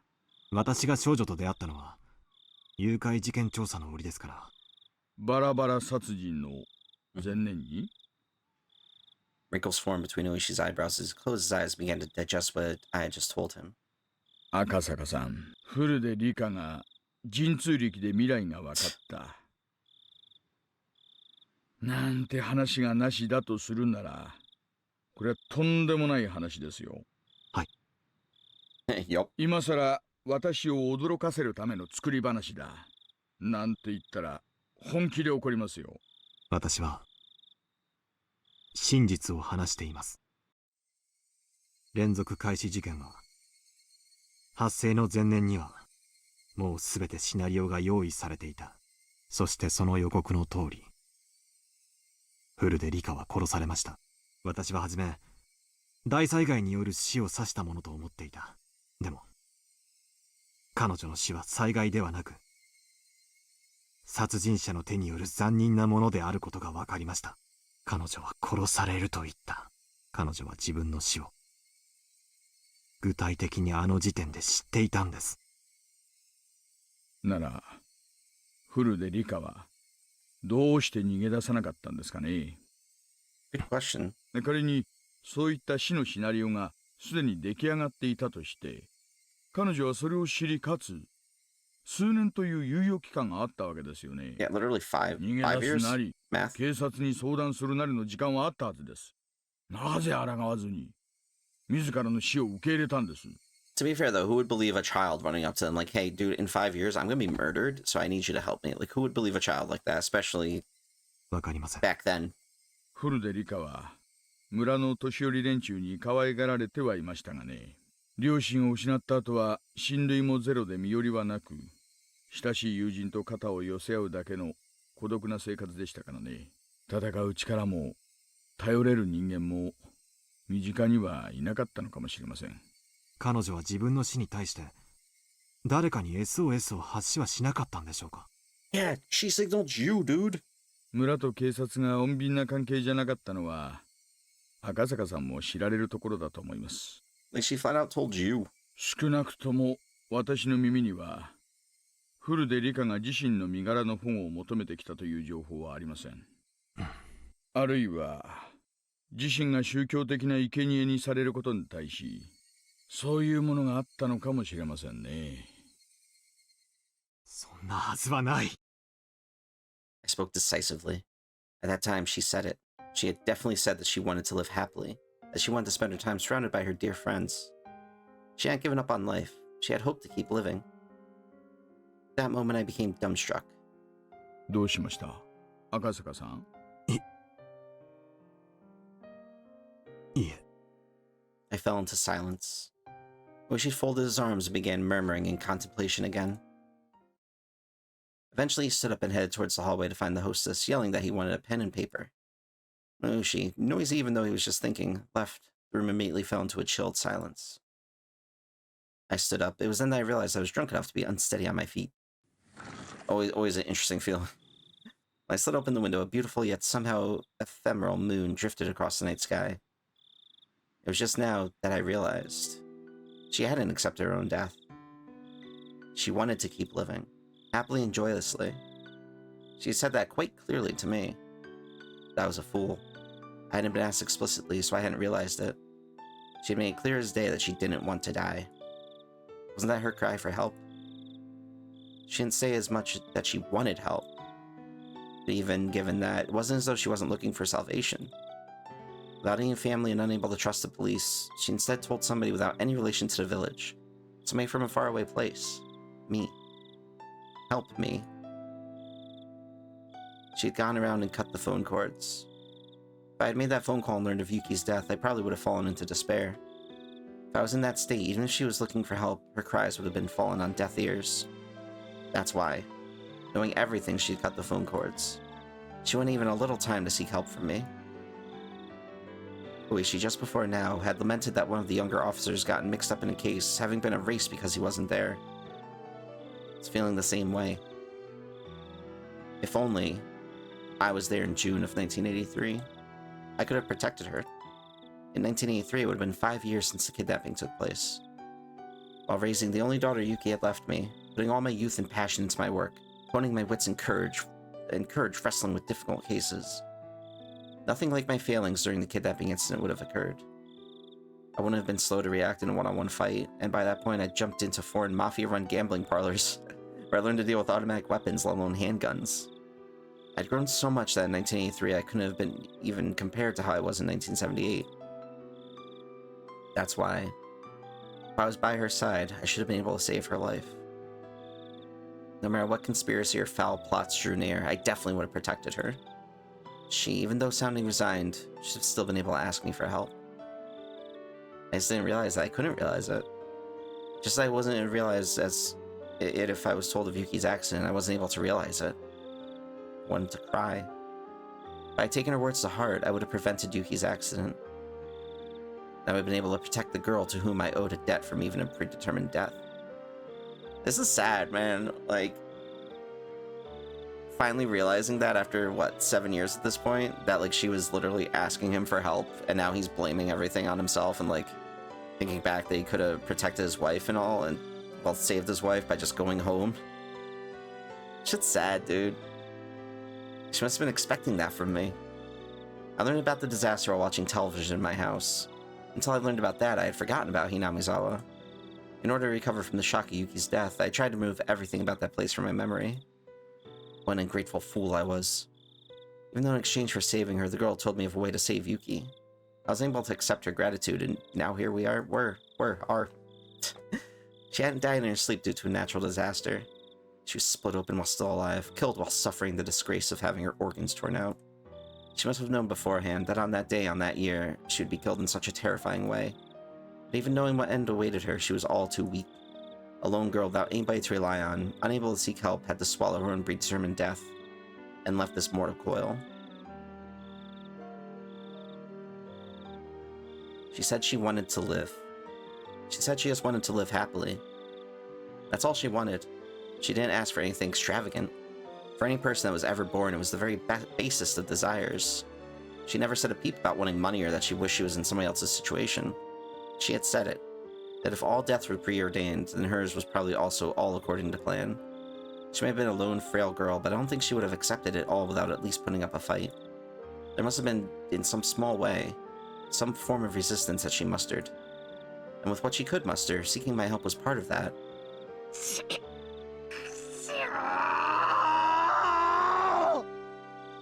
I howled. I stomped the floor. Why did I become a police officer in the first place? How could I call myself an officer if I couldn't save a single girl from the misfortune that was awaiting her? Was it because there was so much going on at the time I couldn't process the fact that she was asking for help? Yeah, that's right, I was still green. If I was in that situation now, I would have definitely been able to help her. But it was already all over. Even if I wanted to settle the regrets she left behind, Hinamizawa, as a dangerous area, was still quarantined. Most of the people involved were already dead, with the few that did remain spread around the country, unable to be traced. The stage of that tragedy was still off limits as well.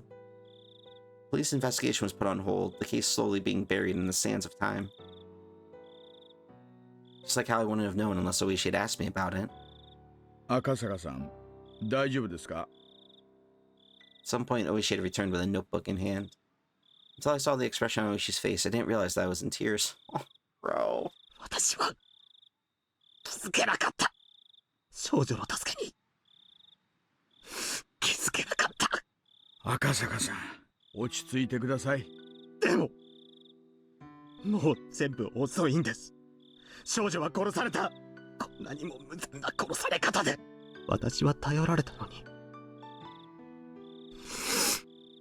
救えなかった。Dude, Akasaka's voice actor is fucking amazing too. 救えなかった。村人と良好な関係を築かなかった私にも責任があるかもしれません。フルでリカが私にそれを打ち明けてくれたなら、私だって救いの手を差し伸べられたかもしれない。彼女が打ち明けに足る信頼を築けなかった。後悔しています。When she said the word trust, it weighed on me even more. Yes, she had given me her trust. She trusted me. Meaning that she thought that I would have been able to ward off the fate of her foreseen death. She believed in that. I cried. I fell to my hands and knees as I began to bawl. Eventually, Oishi spoke quietly. Akasaka-san, 悔しいですか? 悔しいです。ならば、フルでリカの仇を取るに値する方法が一つだけあります。そんな方法があるんですか? Oishi showed me the pen and notebook. フルでリカの死を悼むためにも、せめて私たちで真相を。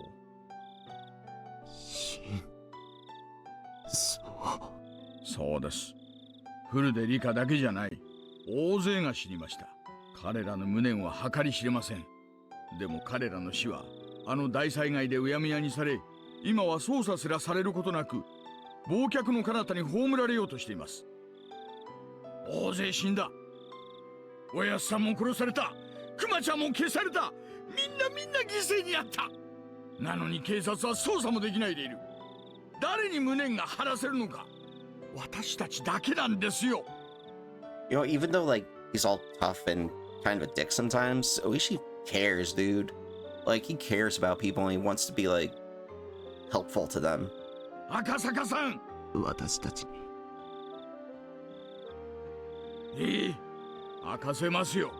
連続開始事件のすべての現場を踏み、村の裏事情に精通する私と、連続開始事件の前年にフルでリカから重要な真実を明かされたあなたとなら。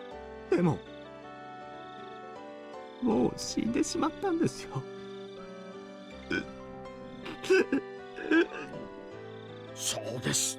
フルでリカは死にました。あなたが青2歳だったから救えなかった。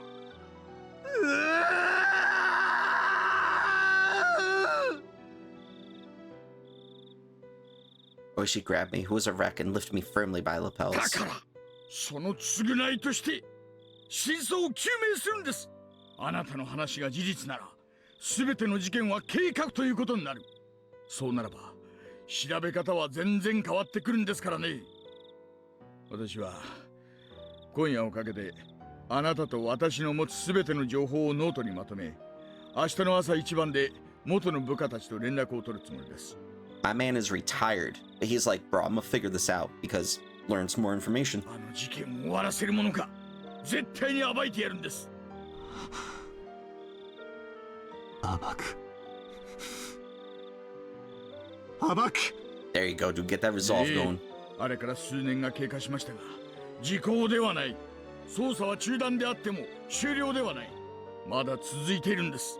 続けさせるんです。ええ、やりましょう。大石さん、このまま終わらせたりなんかしない。絶対。私たちがこの真相を暴いてみせるんです。絶対に。I demonstrated my resolve to Oishi by crying out those words. And just then... Aww. The sliding door behind me opened and Miyuki I'm getting choked up, man. And revealed herself while sleepily rubbing her eyes. My shouting must have awoken her. Then she rushed over to me. どうしたのパパ。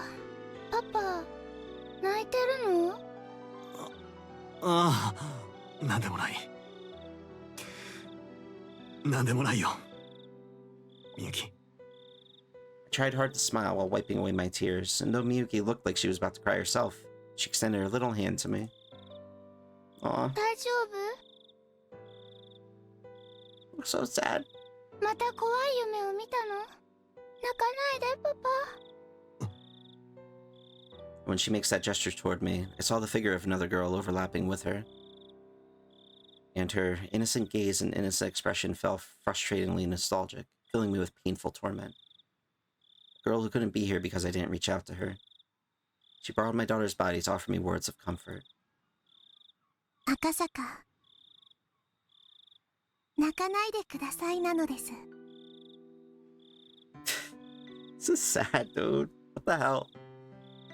It might be a hallucination. Maybe a convenient illusion formed from my selfish dreams. However, that was her voice. I'm certain I heard it. Rather than blaming me for my mistake, she was compassionate. 泣くものか。泣くよりもまず、私にはやるべきことがある。みゆき、パパはね、お前が生まれる前に、Hinamizawaってところだ。天使みたいな女の子。天使？本当に？ああ。可愛くて、優しくて、みゆきにも合わせてあげたかったな。Right, that's already an impossible wish. A future is already gone. へえ、じゃあみゆき、その子とお友達になりたい。Bro, come on. 楽しみだな。今度みゆきも連れて行ってね。Hinamizawaに。Even so, there's still something I can do. ああ、そうだね。いつか一緒に会いに行こう。必ず。Aw. Someday, I'm sure, we will see her again. That summer, the Higurashi cried in Hinamizawa. Oishi and I vowed to bring the truth of the case to light and stood up. Everything ended in 1985. I, at least wanting to apologize, had searched for her grave. After a state autopsy, her remains were entrusted to one of the shrine's followers. In the future, when the quarantine on the Hinamizawa area was lifted, they would be returned to her family grave. However, unsure who exactly took the remains of Rika Furude, until today I couldn't even apologize to her. In the future, when the quarantine on Hinamizawa is lifted, all I could do then was wait until whoever that person is returned to the grave. What I could do right now was not apologize to her. Instead, until I was able to meet her again, I would reveal the truth and dispel her regrets. Even now, sporadic eruptions of gas in the Hinamizawa area meant that the prospect of the quarantine being lifted wasn't happening anytime soon. Most likely, it seemed that she had no intention of meeting me again until I found the truth.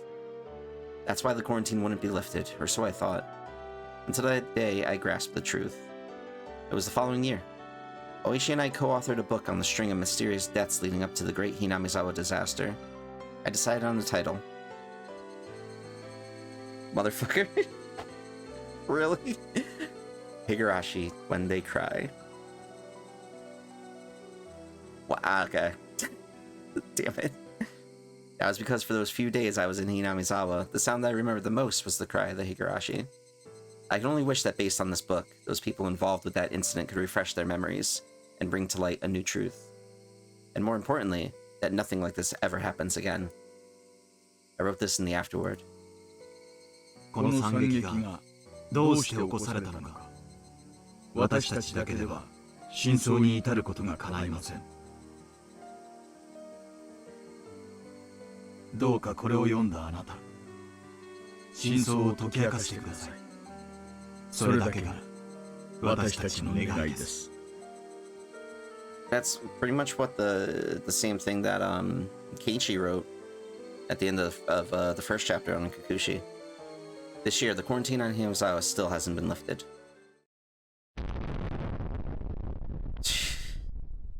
He wrote the story, man. That come on. He named the book it. He named the book the title of the game. Son of a bitch. New series has been locked. All cast review session has become available. Play it select extra.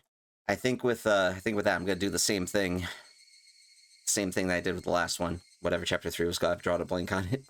I keep confusing all the titles. Man, that was good. Again, the ending, like all the stuff at the end hits you hard, like just like the last chapter. This was the end of the question arcs. So the next part, we're gonna hopefully start finding some truths, figure out what Rika's all about, how she knows all this stuff. Like I said, I've seen the series. I've known the series since the first anime came out, like almost 20 years ago. Don't even bring up the time. It's been a long time. But like it again feels like an entirely new thing just playing through all the visual novels, so I'm still very hyped about that. And I'm glad that y'all are enjoying this little journey that we've been on for a very long time now. But yeah, so like I said, this Himatsubushi was like a shorter one, so I figured I'd just split it into 2 videos and then eventually do the after party. I'm not just doing that to get extra videos, but kind of maybe who knows. I think the after parties kind of on their own might be fun, just to kind of go back and refresh and review a chapter. So until next time, just keep being kind to each other, man. And if a little creepy child comes up to you and tells you exactly how they're going to die in 5 years, you should probably listen to them.